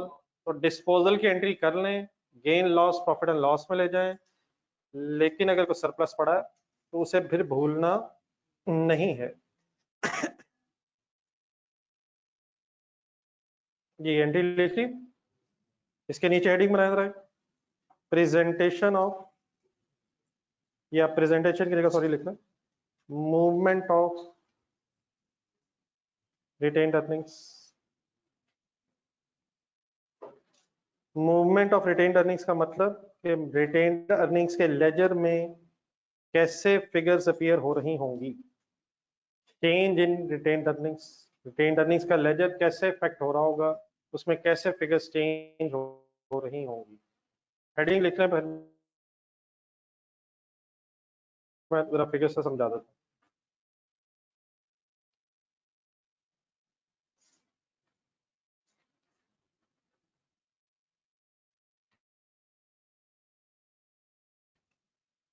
Ji heading लिख ली प्लीज, सुने पहले आप लुक पे लेजर सही में लाए रिटेन्ड अर्निंग्स का, कभी वर्ड सुना, स्टार्टिंग पॉइंट बताएं। लेजर को स्टेटमेंट फॉर्म में लिखने लगा हूं, जरा बात है रिवाइज पहले लिखवा दें। Opening balance of retained earnings हो सकता है, प्लस क्या होता है, जस्ट अ मिनट, क्या इस प्रॉफिट में अपनी एंट्रीज देखें जरा, क्या इस प्रॉफिट के अंदर 6,000 वाले गेन का इफेक्ट आ रहा होगा, क्या इस प्रॉफिट के अंदर, क्या ये प्रॉफिट एंड लॉस स्टेटमेंट से आया है, क्या ड्यूरिंग द ईयर इस प्रॉफिट के अंदर 6,000 डिस्पोजल का गेन आ रहा होगा, 6,000 ढूंढने प्लीज एंट्री में, क्या डिस्पोजल पे 6,000 का गेन हुआ है, क्या उसने प्रॉफिट एंड लॉस में अदर इनकम में जाना है, ये प्रॉफिट कहां से आया होगा, नेट प्रॉफिट आता है ग्रॉस प्रॉफिट आता है, तो नेट प्रॉफिट की बेटा कैलकुलेशन में 6,000 का गेन और डिस्पोजल भी ऐड हुआ होगा, लेस हुआ होगा, अगर कोई लॉस होगा तो यकीनन लेस हुआ होगा। प्लीज इस प्रॉफिट फॉर द ईयर में क्या डिस्पोजल का गेन या लॉस आ रहा होगा, तो इस केस में गेन 6,000 आ रहा होगा, ठीक है प्लीज। इसके बाद क्या आता है, डिविडेंड ऐड होता है लेस, नहीं अब ड्राइंग्स बड़ा वर्ड पुराना हो गया है, हमारी मेन बहस अब कंपनीज की हो गई है, डिविडेंड लेस होना है तो यकीनन डिविडेंड लेस लिख लेते हैं। लेकिन अब जरा लास्ट एंट्री जो इसके ऊपर लिखी है मूवमेंट्स ऊपर, बेटा नजर देखा करें यार, ये 75,000 वाली एंट्री जो आपने की है, इस एंट्री का कोई इफेक्ट रिटेन्ड अर्निंग्स पे आ रहा होगा, सरप्लस क्या लेजर डेबिट होने का मतलब वहां तो फिगर कम हो रही है, रिटेन्ड अर्निंग्स के लेजर में फिगर क्रेडिट होने का मतलब ऐड हो रही हो। तो एक नई चीज आपको क्या पता रही है, चलिए जो रिटेन्ड अर्निंग्स में होती है, transfer of surplus, transfer of revaluation surplus. किस एंट्री की बात कर रहा हूं प्लीज? प्लस क्यों कर रहा हूं? क्या रिटेन्ड अर्निंग्स क्रेडिट होके बढ़ रही हैं? सरप्लस का इफेक्ट रिटेन्ड अर्निंग्स में दिखा रहा हूं। अगर सरप्लस के लेजर को विजुलाइज करो तो सरप्लस के लेजर में ये फिगर बढ़ रही है कम हो रही है? Please, surplus debit means surplus कम हो रहा है, रिटेन्ड अर्निंग्स की फिगर्स दिखा रहा हूं, प्लस फिगर हो रही है। और डेफिनेटली जो भी फिगर्स होंगी मैंने सारी अज्यूम नहीं की हैं, ये 75,000 मेरा दिखाना मकसद था। अब ये क्लोजिंग बैलेंस आपका कैलकुलेट होगा। इट मींस यहां से ऑनवर्ड्स अब आपको रिटेन्ड अर्निंग्स के लेजर की 5 फिगर्स का पता चल गया है। Number 1 plus profit minus dividend and plus sometimes transfer of surplus as well, और देन क्लोजिंग बैलेंस आएगा। बना लें।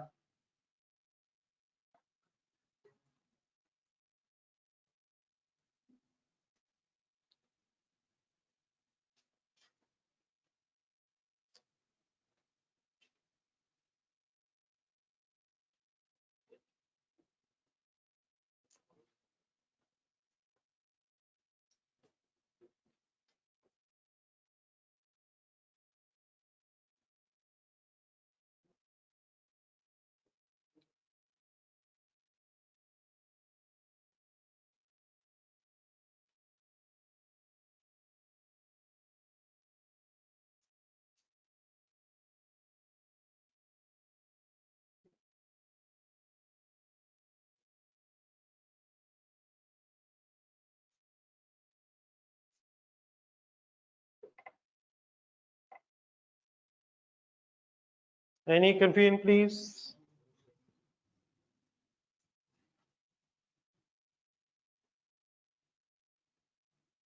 नहीं बेटा, अब ये एक्सपेक्टेड नहीं रहा प्लीज, अब ये एक्सपेक्टेड नहीं रहा। बेचने के बाद अब ये एक्चुअल हो गया, कैश हम मिल गया हुआ है। कब तक एक्सपेक्टेड गेन रहेगा?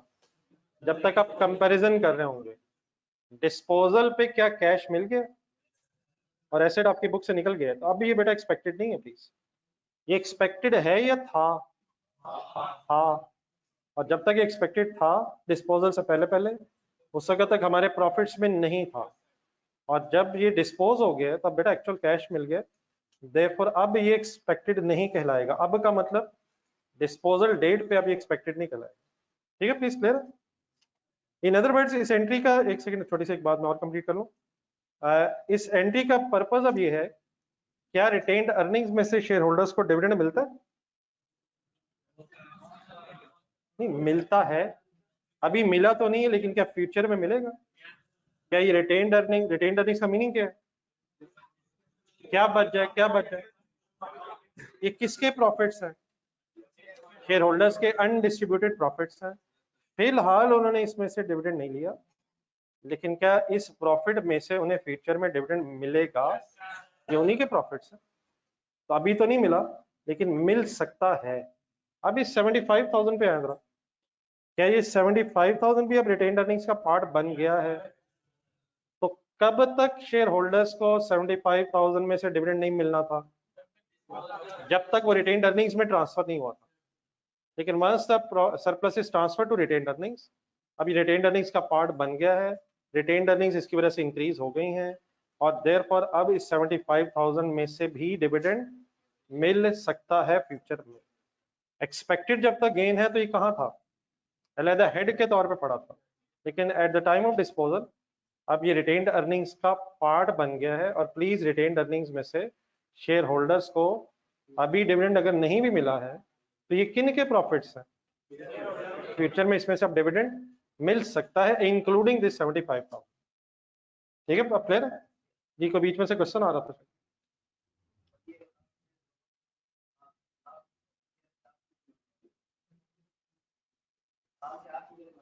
जी जी।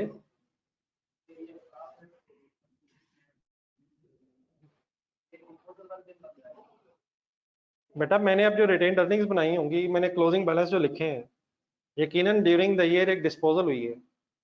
मैं तो अब ओपनिंग से क्लोजिंग रिटेन्ड अर्निंग्स की बात कर रहा हूँ। ओपनिंग रिटेन्ड अर्निंग्स किसे कहते हैं? जो साल के शुरू में होती हैं। क्लोजिंग किसे कहते हैं? इस साल एक डिस्पोजल हुई थी, उस पर गेन आया था, अब मैं तो पूरे साल को इकट्ठा करके देख रहा हूँ ना इस रिटेन्ड अर्निंग्स की वर्किंग में। तो इसके अंदर जो प्रॉफिट है वो पूरे साल का है। तो इस साल जो भी गेन और लॉस, गेन या लॉस ऑन डिस्पोजल होगा, उसका इफेक्ट इस प्रॉफिट में आ रहा होगा। क्लियर है प्लीज? तो यकीनन जो डिस्पोजल हुई उसकी एक अपनी डेट है, लेकिन मैंने उस डेट पे ये सारी मूवमेंट आपको नहीं दिखाई, ये तो पूरे साल से रिलेटेड होता है। ओपनिंग बैलेंस किसको बेटा कहते हैं? जो पीरियड के स्टार्ट पे फिगर है, ईयर के स्टार्ट पे, क्लोजिंग जो एंड पे है। जो प्रॉफिट है इस साल का वो पूरे साल का रिफ्लेक्ट कर रहा है, तो इस साल जितनी भी ट्रांजेक्शन हैं उसका प्रॉफिट एंड लॉस पे इफेक्ट आया होगा। क्लियर है प्लीज? ये बेटा आप लोग क्लियर होंगे ऑनलाइन स्टूडेंट्स? एक्सपेक्टेड बेटा था, लेकिन at the time of disposal ये अब एक्सपेक्टेड नहीं रहा है। जी फर्स्ट पॉसिबिलिटी बेटा आपने ये पढ़ी है कि सरप्लस रिटेन्ड अर्निंग्स में ट्रांसफर होता है at the time of disposal. एक दूसरी एग्जांपल जरा बनाएं। क्या कोई और भी पॉसिबिलिटी है? ढूंढ के बताएं जरा क्या वर्ड्स हैं वो। ढूंढे ढूंढे ढूंढे ढूंढे प्लीज, ढूंढे प्लीज, ढूंढे। एक सेकंड पॉसिबिलिटी ये भी है कि जैसे जैसे एसेट यूज हो रहा है और डेप्रिशिएट हो रहा है, वैसे वैसे साथ साथ सरप्लस को ट्रांसफर रिटेन्ड अर्निंग्स में किया जा सकता है। वंस अगेन जरा दोबारा ऊपर जाके देख लें, हम किस एंट्री को डिस्कस कर रहे हैं? Surplus debit retained earnings rate, entry हमारी यही है। डिस्कस सिर्फ ये हो रहा है कि ये एंट्री कब होनी है। फर्स्ट पॉसिबिलिटी कब होनी है? When disposal. सेकंड, जैसे जैसे डेप्रिसिएशन ईयर वाइज रिकॉर्ड होनी है, ईयर वाइज भी सरप्लस को ट्रांसफर किया जा सकता है। कैसे, इसको समझने के लिए मैंने एक एग्जांपल बनानी है, लेकिन वह एग्जांपल थोड़ी सी शायद डिटेल्ड हो जाए। आप अगर साथ साथ शुरू करेंगे आप प्रॉपरली लिख नहीं पाएंगे, मुझे जरा एक्सप्लेन कर लेने दें। बिलीव मी वंस अगेन आपके लिए है। भाई का सवाल है, पहले वो सुन लें।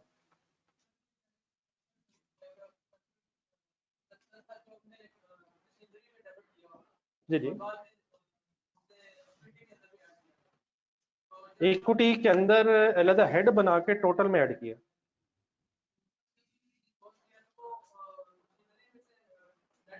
नहीं यार, मशीनरी में नेट ऑफ का मतलब?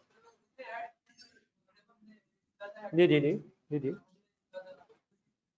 मशीनरी में हमने ऐड किया, उसकी वजह से मशीनरी की अमाउंट ज्यादा होगी। नहीं अब नहीं, अब मैं तकरीबन आपका सवाल समझ गया। ये सब लोग जरा दोबारा इन्वॉल्व होनी, सेम एंट्रीज दोबारा रखें जो अभी हमने की।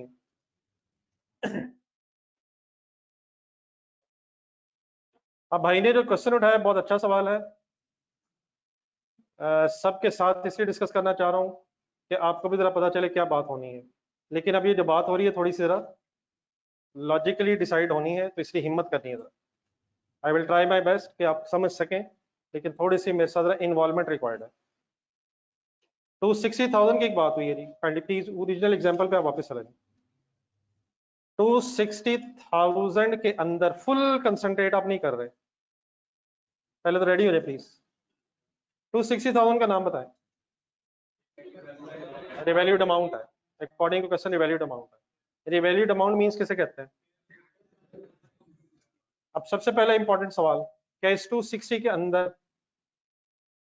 ढूंढने जरा फिगर एक 75,000 आ रहा होगा? सरप्लस की एंट्री बताएं क्या होती है?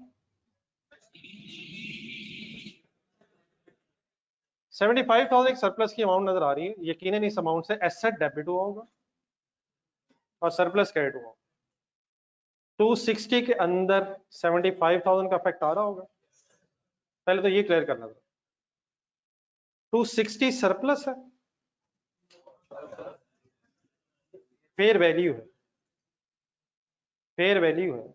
सरप्लस था 75,000, जो भी इसकी कैरिंग अमाउंट होगी, जो भी इसकी कैरिंग अमाउंट होगी, वो भी अगर निकालने की जरूरत पड़ी तो हम निकाल लेंगे, उसमें 75 ऐड होकर 260 बना होगा। यहां तक ठीक है? अब बेटा एसेट 260 पे आ गया था, रिवैल्यू करके अगर बेचा है तो एसेट ज्यादा हो गया था, इसलिए जरा एक फिगर ढूंढे क्या गेन फिर कम आया होगा। ट्राई डिस्पोजल वाली एंट्री देखें, एसेट 260 पे आ गया, 75,000 एक्स्ट्रा डेबिट हुआ है। क्या एक्स्ट्रा 75,000 डेबिट होने की वजह से डिस्पोजल का गेन कम कैलकुलेट हुआ होगा या ज्यादा? हिम्मत नहीं कर रहे आप, मेरी तरफ देख के बताएं गेन लॉस कैसे आता है। A plus B is equal to gain, और मेरे भाइयों गेन लॉस वैसे ही आना जैसे आता था। इसको किससे कंपेयर करते हैं? अगर डब्ल्यूडीबी ज्यादा हो तो लॉस हो जाएगा, या कंसंट्रेट कंपैरेटिवली अगर डब्ल्यूडीबी ज्यादा हो तो कैश से कंपेयर होने से या तो लॉस बनेगा या गेन कम हो जाएगा, दोनों चीजें हो जाएंगी। हम फिगर पे आते हैं, कैश कितना आया? 253,000। देख लें, क्वेश्चन देखना आप। डब्ल्यूडीबी कितनी बनी हुई हमारी? 247। 247 कैसे बनी है? 260 माइनस 13, तो 247, 6,000 हमारा गेन बना हुआ। अगर रिवैल्यू ना करते तो क्या डब्ल्यूडीबी कम होती? कैलकुलेटर पकड़, 260 लिखें कैलकुलेटर पर। क्या लिखवाया मैंने प्लीज, क्या लिखवाया है? क्या है 260? दोबारा रिकॉल कर लें, इसके अंदर 75 है, माइनस करें। ये जो भी है क्या है आपको बताएंगे? विदाउट सरप्लस शायद ये वो डब्ल्यूडीबी है जो होती अगर वैल्यूएशन ना की गई होती। 13,000 की डेप्रिसिएशन एक्स्ट्रा चार्ज हुई है, तो 185 माइनस 13 करें जरा। ये क्या हो रहा है? एक सेकंड कैलकुलेटर पर जीरो दबाएं, जिस तरह दुनिया मुझे देख रही है। दोबारा बिस्मिल्लाह करते हैं। What is 260? इसमें से अगर मैं सरप्लस निकाल दूं तो रिवैल्यूएशन का इफेक्ट खत्म हो जाए, तो 185 आया। लेकिन डेप्रिसिएशन भी 30, एक्यूमुलेटेड डेप्रिसिएशन भी 13,000 है, तो माइनस करें 13,000। ये 172,000 आपकी डब्ल्यूडीबी होती अगर रिवैल्यूएशन ना की गई होती। मेरा सेंटेंस रिपीट करें, अगर रिवैल्यूएशन ना की गई होती तो असल में हमारे एसेट की डब्ल्यूडीबी हमारी बुक्स में 172 होती। अब 172,000 माइनस 253 करें। अब मैंने 253 क्या करवाया? 253 क्या है प्लीज? 253,000। अब इस कैश को अगर उस डब्ल्यूडीबी से कंपेयर करें तो आपका डिफरेंस 81,000 आ रहा है। अब 81,000 क्या है ये भी मुझसे सुना।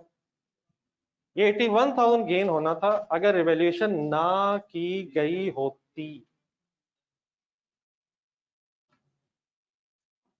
हमारा गेन नजर आ रहा है 6,000, लेकिन टेंशन ना लें, हम इस 81,000 में से 75,000 एक्सपेक्टेड बेसिस पे ऑलरेडी रिकॉर्ड कर चुके थे। लेकिन क्या एक्चुअल गेन 81,000 है? अब एक्चुअल गेन 81,000 है, ये 75,000 भी अब एक्सपेक्टेड नहीं रहा, एक्चुअल हो गया है। क्या हमने भी 81,000 टोटल अपने प्रॉफिट्स में शामिल किया है? 6,000 किस नाम से? गेन ऑन डिस्पोजल के नाम से, और 75,000 बाद में हमने ट्रांसफर कर दिए। किसी को पता है हमने भी टोटल 81,000 गेन ही रिकॉर्ड किया है, लेकिन वो उस एंट्री में बेटा इसलिए नजर नहीं आ रहा क्योंकि 75,000 हम एक्सपेक्टेड बेसिस पे ऑलरेडी रिकॉर्ड कर चुके थे, लेकिन अब डिस्पोजल पे वो एक्सपेक्टेड नहीं रहा। आई होप के जो आप कह रहे थे मैंने उसी का को आंसर दिए। आपको नजर 6,000 गेन आ रहा है, लेकिन अगर आप बोर्ड में देखें, बल्कि बोर्ड में देखें या अपने रजिस्टर में देखें, तो क्या फाइनली रिटेन्ड अर्निंग्स में 81,000 है? वो कहाँ है? 75 है। 6,000 ढूंढ दे प्लीज, मुझे ढूंढ दे कहाँ है। 6,000 प्रॉफिट के अंदर है, और जो हम एक्सपेक्टेड बेसिस पे ऑलरेडी रिकॉर्ड कर चुके थे उसको अब हमने इस प्रॉफिट में इसलिए शामिल कर दिया है क्योंकि एक्चुअली डिस्पोजल पे 81,000 ही गेन हुआ। अब क्लियर है प्लीज? तो 81,000 का शायद एक ब्रेकअप है, 6,000 विद इन प्रॉफिट है और 75,000 अलहदा से रिटेन्ड अर्निंग्स में ऐड होगा। आई होप कि सबने कोशिश की है। अगर एसेट की वैल्यू ज्यादा हो गई है तो फिर आपका गेन कम रिकॉर्ड हुआ है, और ज्यादा क्यों हो गई है? बिकॉज सरप्लस था, और जब वो सरप्लस एसेट सेल सॉरी कर दी है तब सरप्लस भी प्रेजेंटेड अलहदा नहीं रहना चाहिए, it should be part of retained earnings. I hope कि कुछ क्लियर हो गया जी ऑनलाइन स्टूडेंट्स। बहरहाल अगर किसी अल्लाह करे वैसे तो सबने कोशिश की हो, लेकिन what is the crux of the story? Disposal के वक्त एक डिस्पोजल की एंट्री करें, उसका गेन आए लॉस आए, प्लीज कहाँ ले जाएं? प्रॉफिट एंड लॉस में। और डिस्पोजल के टाइम पे जो सरप्लस का बैलेंस पड़ा है उसकी एंट्री क्या जहन में ले आए? रिटेन्ड अर्निंग्स क्रेडिट और सरप्लस डेबिट। ठीक हो गया प्लीज? ये एग्जांपल नंबर 2। Any confusion? तो चीजें यकीनन कंसंट्रेशन रिक्वायर करती हैं, नहीं है? अच्छा लगा मुझे ये सवाल कि भाई ने सोचा है। आई होप कि आपको भी कुछ पता चला है। जी मैं बात ये कर रहा था, मैं एग्जांपल बनाना चाह रहा हूँ, लेकिन आपसे रिक्वेस्ट कर रहा था कि जरा एग्जांपल शायद थोड़ी सी जरा लेंथी हो जाए, तो आपको शायद साथ साथ लिखना जरा मुश्किल हो जाएगा, बल्कि अच्छा है पहले हम पूरी बात जरा समझ लेते हैं। जी बेटा, अपने ना अपने जहन में ये सारी डिस्कशन सुनते हुए statement of financial position kindly रखनी है जहन में। स्टेटमेंट ऑफ फाइनेंशियल पोजीशन का स्टार्टिंग पॉइंट क्या होता है? जी अल्हम्दुलिल्लाह इसी की बात हो रही है। Non current assets, current assets, equity वगैरह ही की बहस हो रही है। वी आर नॉट फिलहाल discussing profit and loss statement. Let's name statement of financial position, आपका ईयर एंड है 30 जून। बेटा प्लीज नो डिस्टर्बेंस काइंडली। एक दोबारा एक सिंपल सी चीज आ रही है, नहीं है लेकिन कंसंट्रेशन रखें, बात अगर समझ आ गई तो शायद बार बार रिपीट होनी है। 30 जून के साथ में ईयर एंड इसलिए नहीं लिख रहा क्योंकि मैंने आपके सामने ये statement of financial position 3 different years के एंगल से बनानी है, और कॉलम वाइज इसलिए बना रहा हूं ताकि हम 3 सालों की स्टेटमेंट ऑफ फाइनेंशियल पोजीशन का कंपैरिजन जरा कर सकें। मीन्स उसे मैं लिख ही रहा हूं कि 30 जून 2022 पे बहस करेंगे, 30 जून 2023 पे बहस करेंगे, और 30 जून 2024 पे बहस करेंगे। यकीनन स्टेटमेंट ऑफ फाइनेंशियल पोजीशन इस तरह नहीं बनाई जाती है। 3 अलहदा साल है तो अलहदा अलहदा वर्किंग होनी चाहिए, अलहदा अलहदा वर्किंग से लेकिन शायद हम कॉन्सेप्ट अपना क्लियर नहीं कर पाएंगे। मैं कुछ कॉलम वाइज सिर्फ फिगर्स आपको सामने दिखा के प्रेजेंट करना चाह रहा हूँ। आई होप के कुछ मेरी बात यहाँ तक अंडरस्टैंड कर ली आपने। What is the first year end? Date बोल दे जरा। 30 जून 2022। Next year and? जज़ाकल्लाह, आगे आपको पता है, वही है वही है। अब आ जाए लेफ्ट साइड पर। सपोज नॉन करंट एसेट्स में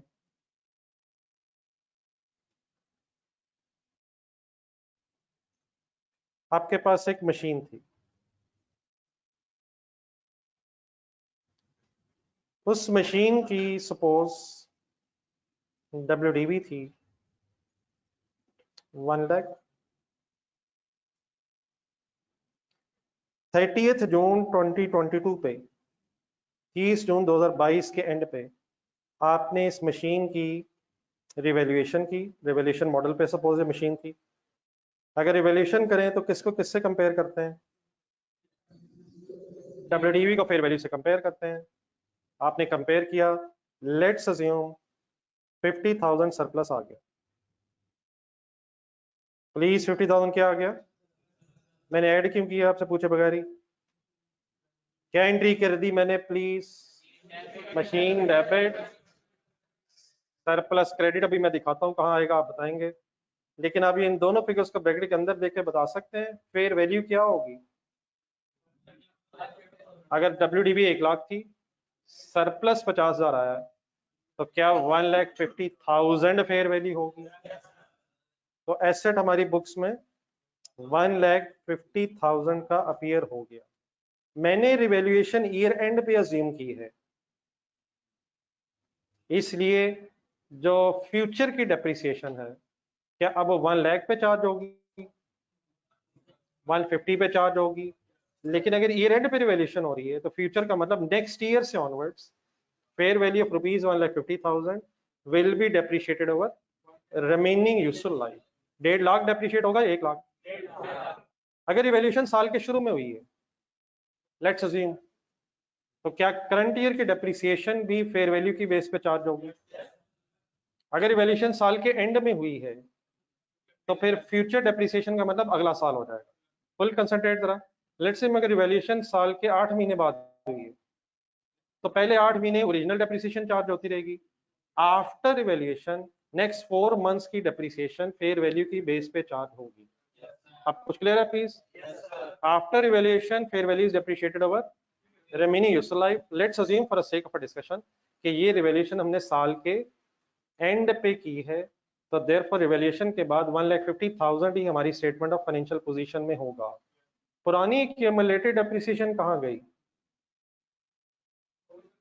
वो तो वैसे ही नेट ऑफ हो जाती है, अगर वो हो भी तो नेट ऑफ हो जाती है। अगली क्यों नजर नहीं आ रही? क्योंकि ईयर एंड पे रिवैल्यूएशन है। अगली कब से नजर आएगी? अगले सालों से नजर आएगी। एंड व्हाट इज द अगला साल जो पहला आएगा? 2023। तो लेट्स अज्यूम ईयर एंड पे रिवैल्यूएशन हुई, WDV थी 1 लाख, फेयर वैल्यू थी 1,50,000 और 50,000 का सरप्लस रिकॉर्ड होने से हमारा एसेट फेयर वैल्यू पे आ गया। बात खत्म नहीं हुई, बोर्ड पे जरा देखें। अगर 50,000 सरप्लस है तो क्या ये 50,000 यकीनन नॉन करंट एसेट्स के बाद कहीं करंट एसेट्स होंगे? होंगे सर? वो इस वक्त हमारी बहस में नहीं है। इक्विटी की तरफ आ जाएं। इक्विटी में कोई कैपिटल होगा, रिलीज होगा, रिटेन्ड अर्निंग्स होंगी, कैपिटल भी होगा जो भी होगा, रिटेन्ड अर्निंग्स भी होंगी जो भी होंगी। हमारा फोकस इस वक्त रिवैल्यूएशन सरप्लस पे है। रिटेन्ड अर्निंग्स के बाद रिवैल्यूएशन सरप्लस के नाम से एक हेड के सामने 50,000 अपीयर हो जाएगा। यहाँ तक मेरी बात कुछ क्लियर है? What is the double entry जो मैंने आपके सामने पोस्ट की है? Machine debit and revaluation surplus credit. Machine की फिगर में भी 50 ऐड हुआ और इक्विटी में भी 50,000 अपीयर हो गया। क्या मशीन बस 50 पे ही रहनी है या 50 ऐड होके फिर वैल्यू पे आ जानी है?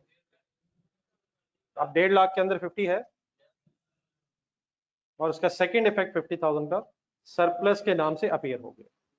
यहाँ तक ओके प्लीज? देन बेटा आफ्टर इवैल्यूएशन फिर फ्यूचर की डेप्रिसिएशन आपने चार्ज करनी होती है based on fair value. Future मेरी इस एग्जांपल की बेस पे मतलब नेक्स्ट ईयर मींस 2023 से ऑनवर्ड्स, क्योंकि मैं अज्यूम कर रहा हूँ कि revaluation is at the end of the year. Any confusion please? यहाँ तक any confusion in this example? किस डेट पे रिवैल्यूएशन अज्यूम की है मैंने, और जो सरप्लस आया उसकी presentation asset debit and surplus credit. ये मैंने 2 साल अभी और भी कंप्लीट करने आपके साथ।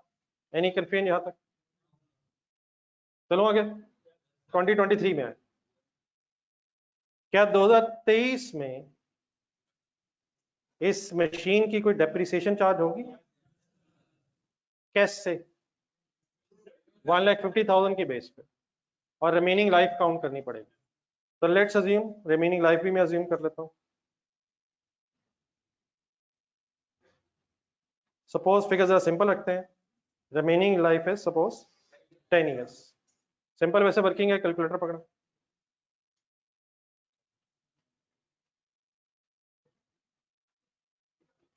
वन लैख 50,000 डिवाइड बाय 10 समझ आ जाएगा प्लीज? 1,50,000 डिवाइड बाय 10 समझ आ जाएगा? क्या आंसर आया?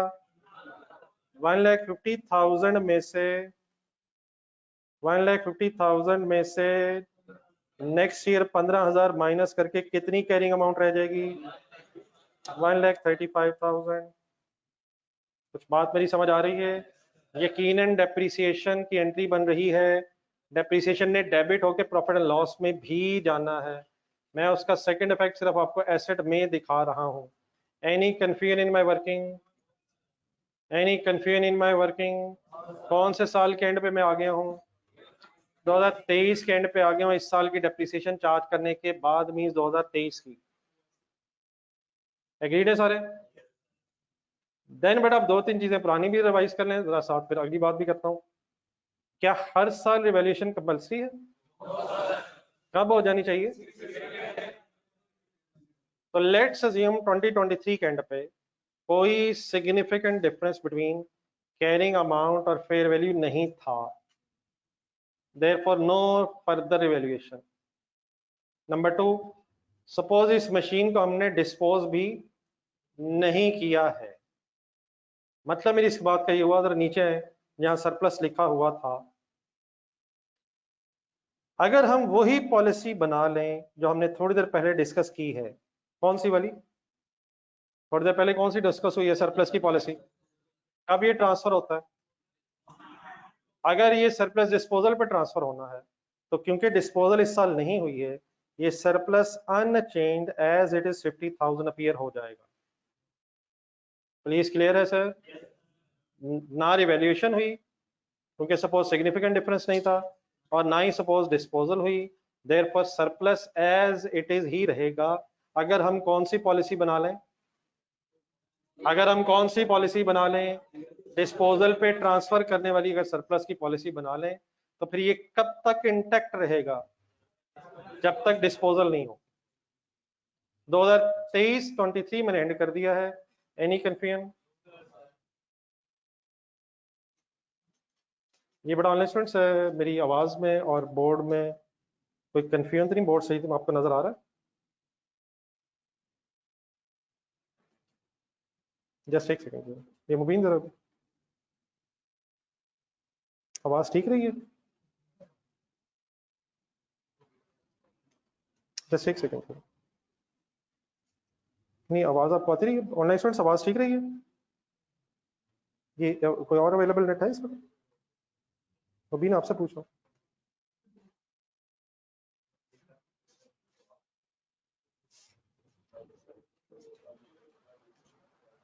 प्लीज ऑनलाइन स्टूडेंट्स आवाज ठीक है? आवाज का पहले काइंडली बताइए। इस वक्त अब स्क्रीन भी ठीक है काइंडली? मेरा ख्याल है थोड़ी देर के लिए शायद इशू हुआ था, अब इस वक्त ठीक है? यहाँ से अपीयर नहीं हो रहा वैसे।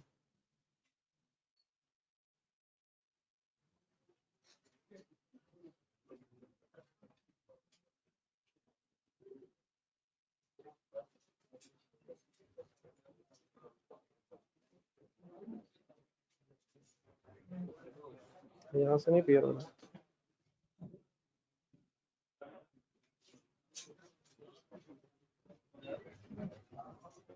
कह तो रहे हैं सही है, लेकिन यहाँ अपीयर नहीं हो रहा।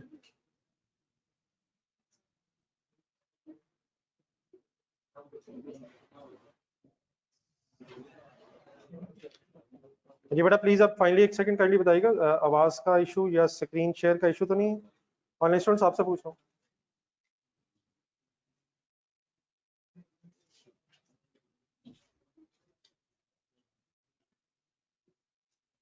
Sorry for inconvenience, please kindly एक दफा फाइनली बता दें।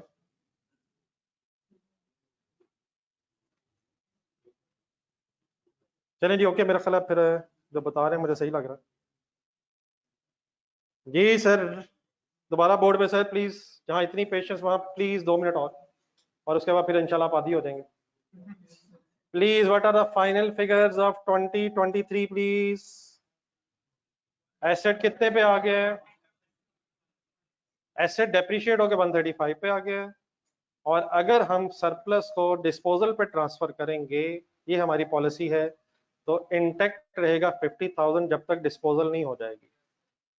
एक और साल काइंडली अब 2024 आप पूरा करवाएं, फुल इन्वॉल्व रहें प्लीज। 135,000 पे एसेट आ गया था, कितनी डेप्रिसिएशन और लेस होगी? ये ज्यादती ना कीजिएगा जो आप करने लगे हैं। सेकेंड ईयर की डेप्रिसिएशन की वर्किंग बोले कैसे करने लगे हैं?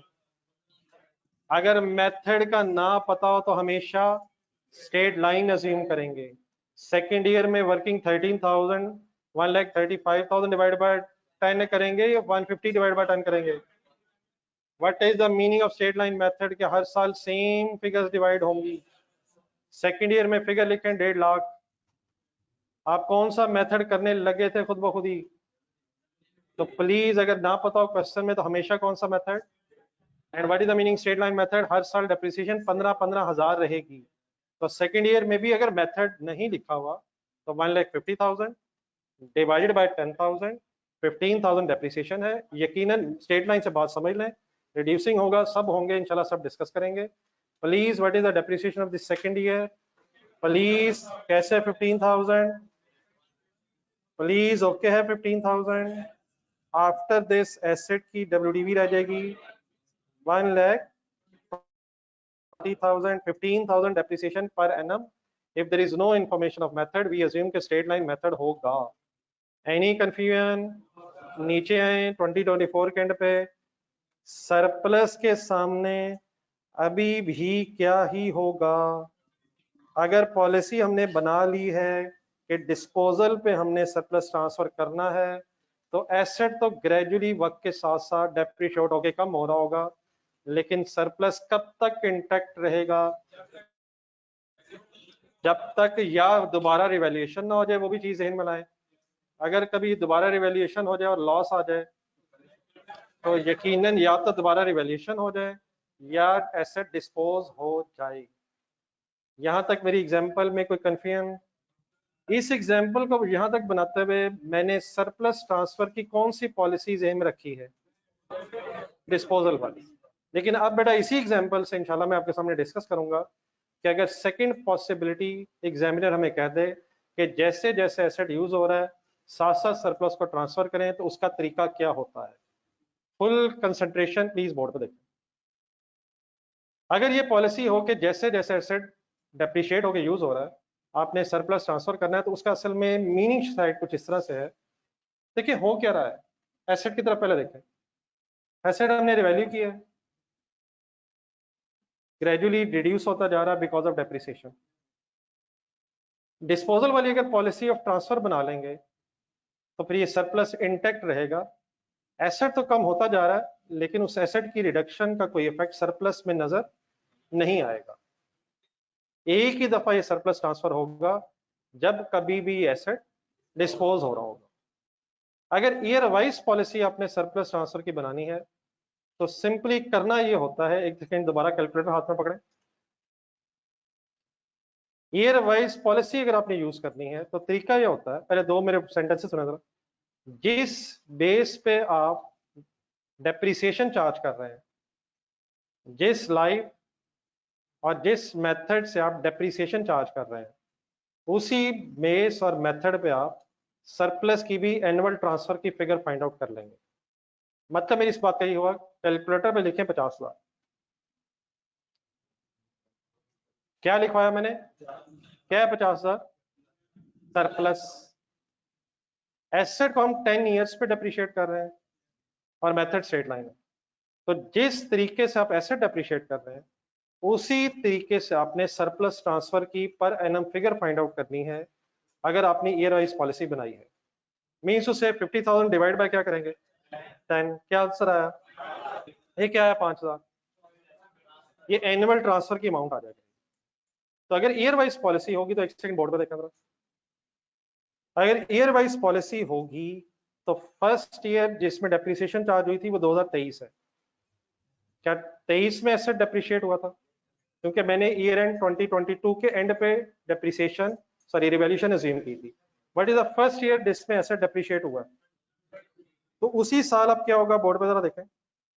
यहाँ 50,000 नजर नहीं आएगा, 5,000 ट्रांसफर हो जाएगा और रिमेनिंग सरप्लस 30 कितना नजर आएगा? इस साल एक और एंट्री हुई है, कौन सी प्लीज, कौन सी सर? कितने से हुई है? 5,000 सॉल्व कैसे हुआ है? सरप्लस की अमाउंट ली आपने और जिस बेस पे डेप्रिसिएशन चार्ज हो रही थी उसी बेस पे डिवाइड करके आपने फिगर फाइंड आउट कर ली। What is the annual transfer in this case? 5,000। Board पे जरा देखें, 50,000 में से 5,000 निकल के कहाँ चला जाएगा और बाकी रिमेनिंग कितना रह जाएगा?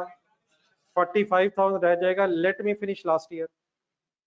2024 में 24 में ट्रांसफर की अमाउंट कैसे कैलकुलेट करूं?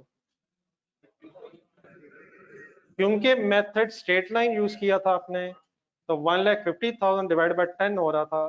तो जो मेथड आप एसेट के लिए यूज कर रहे होंगे वही मेथड सरप्लस की ट्रांसफर के लिए भी यूज करेंगे। 45,000 डिवाइड बाय 10 की बात कर रहा हूं। ये कब बात करेंगे 45,000 डिवाइड बाय 10? लेकिन अगर स्ट्रेट लाइन मेथड यूज हुआ है तो नीचे भी दोबारा कैसे वर्किंग करूंगा प्लीज? सेकेंड ईयर में फिर वर्किंग कैसे करूंगा? 50,000 डिवाइड बाय 10 और सेम डबल एंट्री दोबारा रिपीट हो जाएगी। मुझे आपने बताना है 50,000 की बजाय कितना रह जाएगा?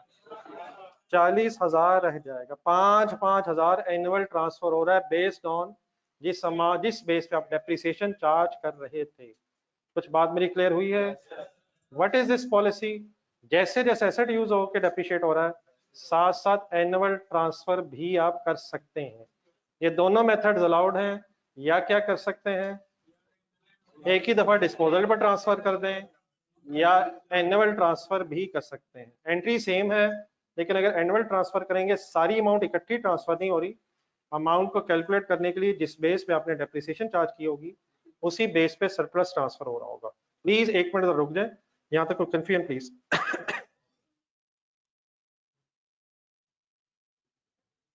ये मेरे सामने जो कंफ्यूजन आई है वही मैं कोशिश कर रहा था जरा दूर हो जाए। ये बेटा 2024 में डेप्रिसिएशन कैसे कैलकुलेट हुई है यार? 2024 वाले दूसरे साल में 1,50,000 डिवाइड बाय 10 या 1,35,000 डिवाइड बाय 10? क्यों ऐसे किया हमने 150,000 डिवाइड बाय 10? तो देयरफॉर बेटा जो नीचे वर्किंग होनी है, नीचे मीन सरप्लस के अगेंस्ट भी क्या यूज करना आपने? वही बेस यूज करनी है मींस 10 इयर्स, और वही method mean straight line use होना है। इट मींस अगर 5,000 एक साल ट्रांसफर हुआ है तो फिर हर साल 5,000 ही ट्रांसफर होता रहेगा।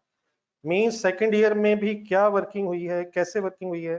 50,000 डिवाइड बाय 10 और 5,000 की अमाउंट बनी है। प्लीज क्लियर है? जस्ट एक मिनट बेटा प्लीज लिखने से पहले। ऑनलाइन स्टूडेंट्स आपस की डिस्कशन करनी 5 मिनट और, जहां इतना सब्र किया आपने, और फिर उसके बाद इंशाल्लाह 10 मिनट और।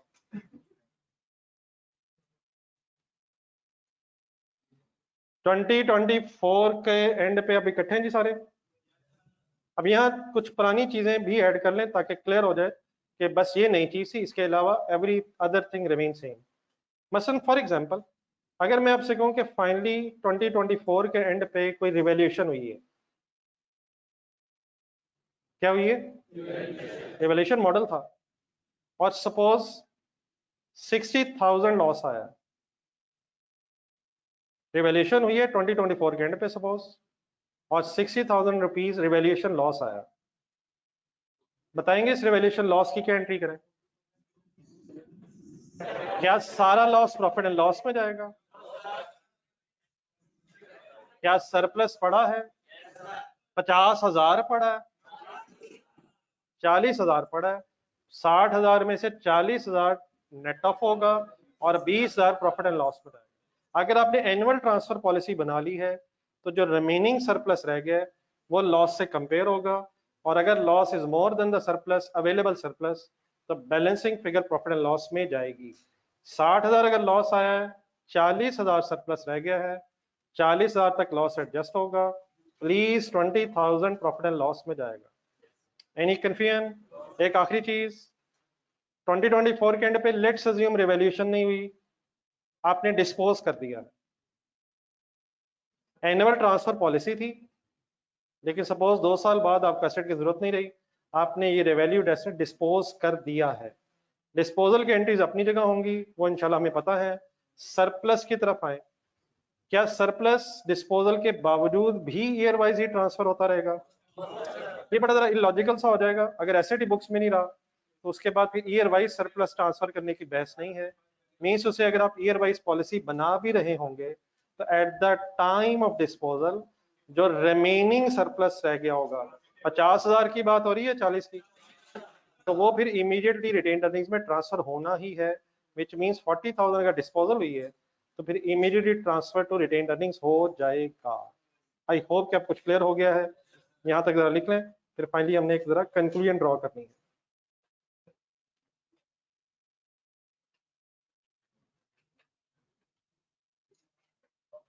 इसी तरह काइंडली लिखिएगा ये जो मैंने काट के लिखा है, ताकि रिवाइज करते हुए आपको याद आ जाए कि अगर एनुअल ट्रांसफर है तो सिंपली शायद फिगर्स ईयर वाइज एडजस्ट हो रही हैं। बेटा आवाज नहीं काटनी नहीं प्लीज, खामोशी से लिखें। जी बेटा स्टूडेंट्स, आपका तो नहीं आपको क्वेश्चन? जी बेटा अड्डन आप क्लियर हो गए? Please complete silence.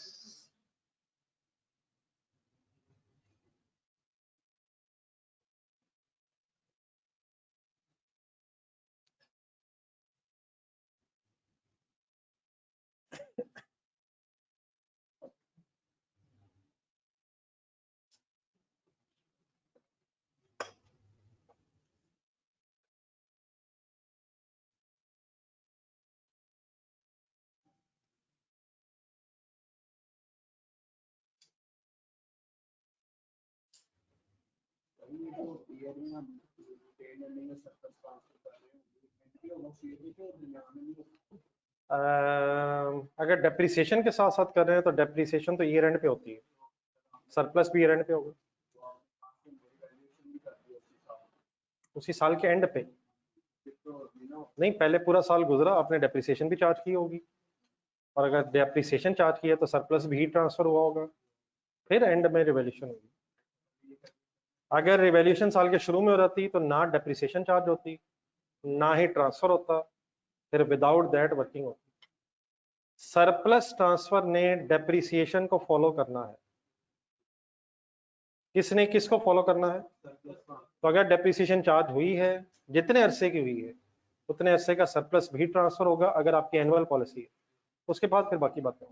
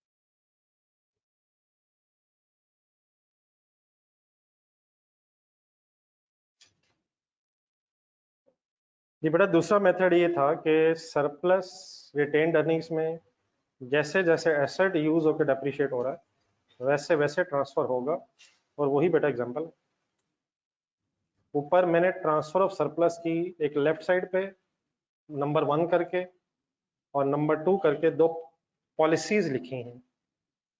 तो सेकंड पॉलिसी की एग्जांपल नंबर 2 में हमने ये डिस्कस किया है कि जैसे जैसे एसेट डेप्रिशिएट होगा साथ साथ फिर सरप्लस भी ट्रांसफर होगा। ठीक है बेटा प्लीज। फर्स्ट एग्जांपल मैंने बनाई थी जो पॉइंट नंबर 1 था कि डिस्पोजल पे ही एक दफा ट्रांसफर अगर किया जाए तो कैसे वर्किंग होगी, लेकिन अगर एनुअल ट्रांसफर है तो वो किस तरह से करेंगे हम, ये डिस्कस हुआ है इस एग्जांपल नंबर 2 में। प्लीज ओके है या अभी भी कंफ्यूजन है?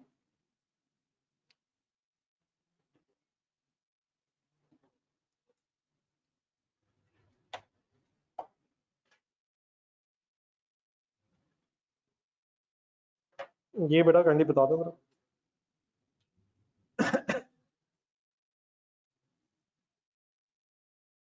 नहीं नहीं मैं इस वक्त ऑनलाइन स्टूडेंट से मैं बात कर रहा हूँ, आप लोग नोट कर लें, अगर आपको कोई क्वेश्चन होगा भी डिस्कस करते हैं।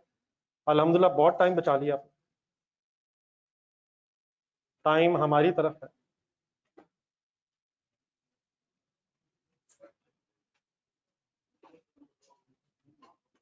जी बेटा ऑनलाइन स्टूडेंट सब ओके है प्लीज या इशू है अभी?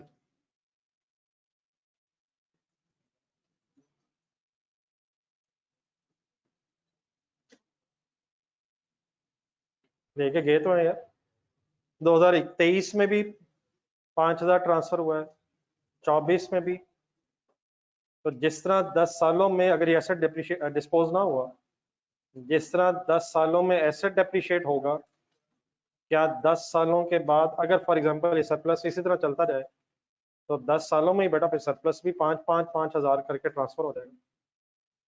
ठीक है प्लीज।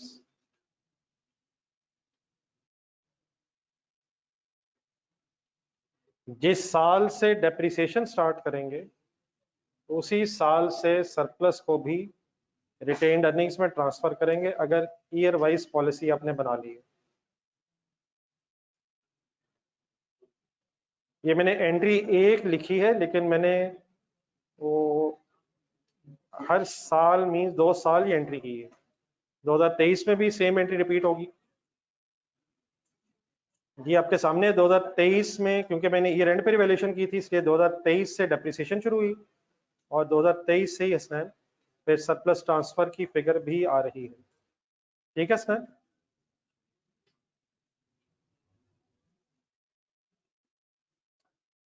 क्या हो गया सर, लिख के साथ वाले को सुनाने शुरू हो गए सर? पूरी एग्जाम्पल ही सुनाई जा रहे हैं। साथ वाला लिख रहा है, प्लीज उसे डिस्टर्ब नहीं करें। जी सबने नोट कर लिया बेटा? प्लीज सबने नोट कर लिया है? आप बताएंगे इस एग्जाम्पल में क्या समझने की कोशिश की हमने? ये डिस्पोजल वाली बहस हुई है या ईयर वाइज बहस हुई है?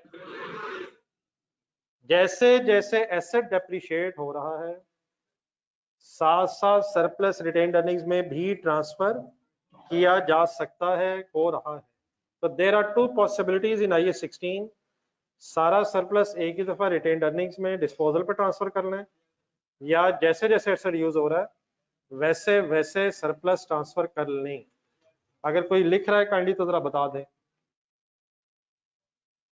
ये जो 5,000 की एंट्री आपको एंड में राइट साइड पे नजर आ रही है, ये मैंने किस किस साल रिकॉर्ड की है?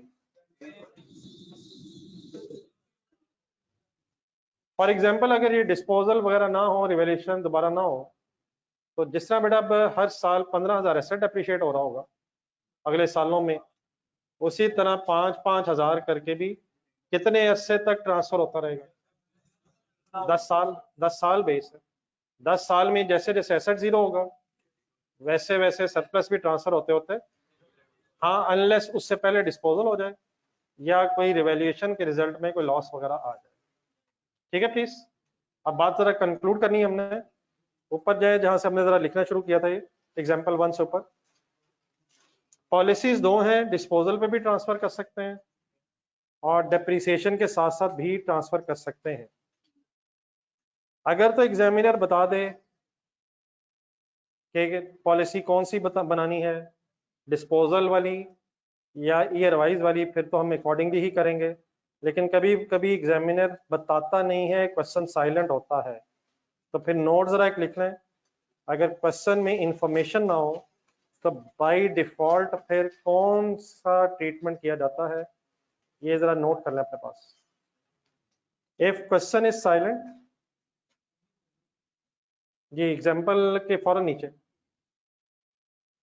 If question is silent regarding the entry of regarding the policy of entry की जगह policy of, if question is silent regarding the policy of transfer of surplus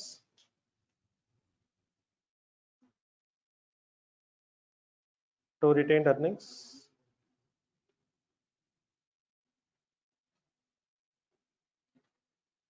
then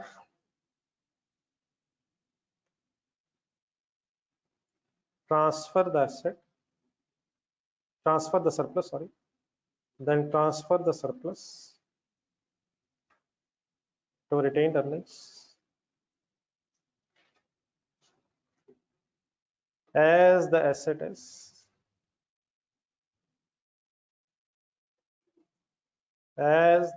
is used and depreciated। Preferably ये second policy ज्यादा use की जाती है, as the asset is used and depreciated। Annual transfer करते हैं by default, या एक ही दफा डिस्पोजल पे? दोनों चॉइसेस हैं, एग्जामिनर बता दे फिर तो रिकॉर्डिंग भी करेंगे, ना बताए, पढ़ने जरा लिखे क्या लिखा, ना बताए तो जैसे जैसे एसेट यूज होकर डेप्रिशिएट हो रहा होगा साथ साथ कौन सी एंट्री कर रहे होंगे? Surplus debit, retained earnings, credit. अगर आप घर जाके देखेंगे तो मेरा ख्याल है शायद मैक्सिमम 1 या 1.5 पेज ही आज डिस्कस हो सका है, लेकिन इंपॉर्टेंट चीजें हैं, कोशिश हमने की है कि बात को जरा सही तरह से समझ के खत्म किया जाए। कल से बेटा क्वेश्चन स्टार्ट होने हैं, तो बुक्स आप लोगों ने ले ली हैं या नहीं मुझे जरा बता दें। आप कल बुक आपके पास हो प्लीज यार, ठीक है, कल इंशाल्लाह क्वेश्चन स्टार्ट करने, बुक प्लीज लेके आइए। ये भाई का एक सवाल है, भाई से सवाल सुनो। सर भाई का पहले सवाल है। ये बेटा मेरे ख्याल इंशाल्लाह कल क्वेश्चन में बात करेंगे, ये दौरान हो, एंड में हो, शुरू में हो, बहस यही है, बाकी कैसे होगी वो इंशाल्लाह आप बताइएगा। तो आप टेंशन ना लें, मैंने मेन चीजें बता दी हैं, बाकी अब आपका काम है, आपने हुक्म करना है, मैंने वही करना, ठीक है। कोई नई चीज आ गई तो मैं थोड़ा सा बता दूंगा, पुरानी चीज आपने बता। अल्लाह हाफिज़। ये ऑनलाइन स्टूडेंट्स आपका तो नहीं कोई क्वेश्चन बेटा रह गया?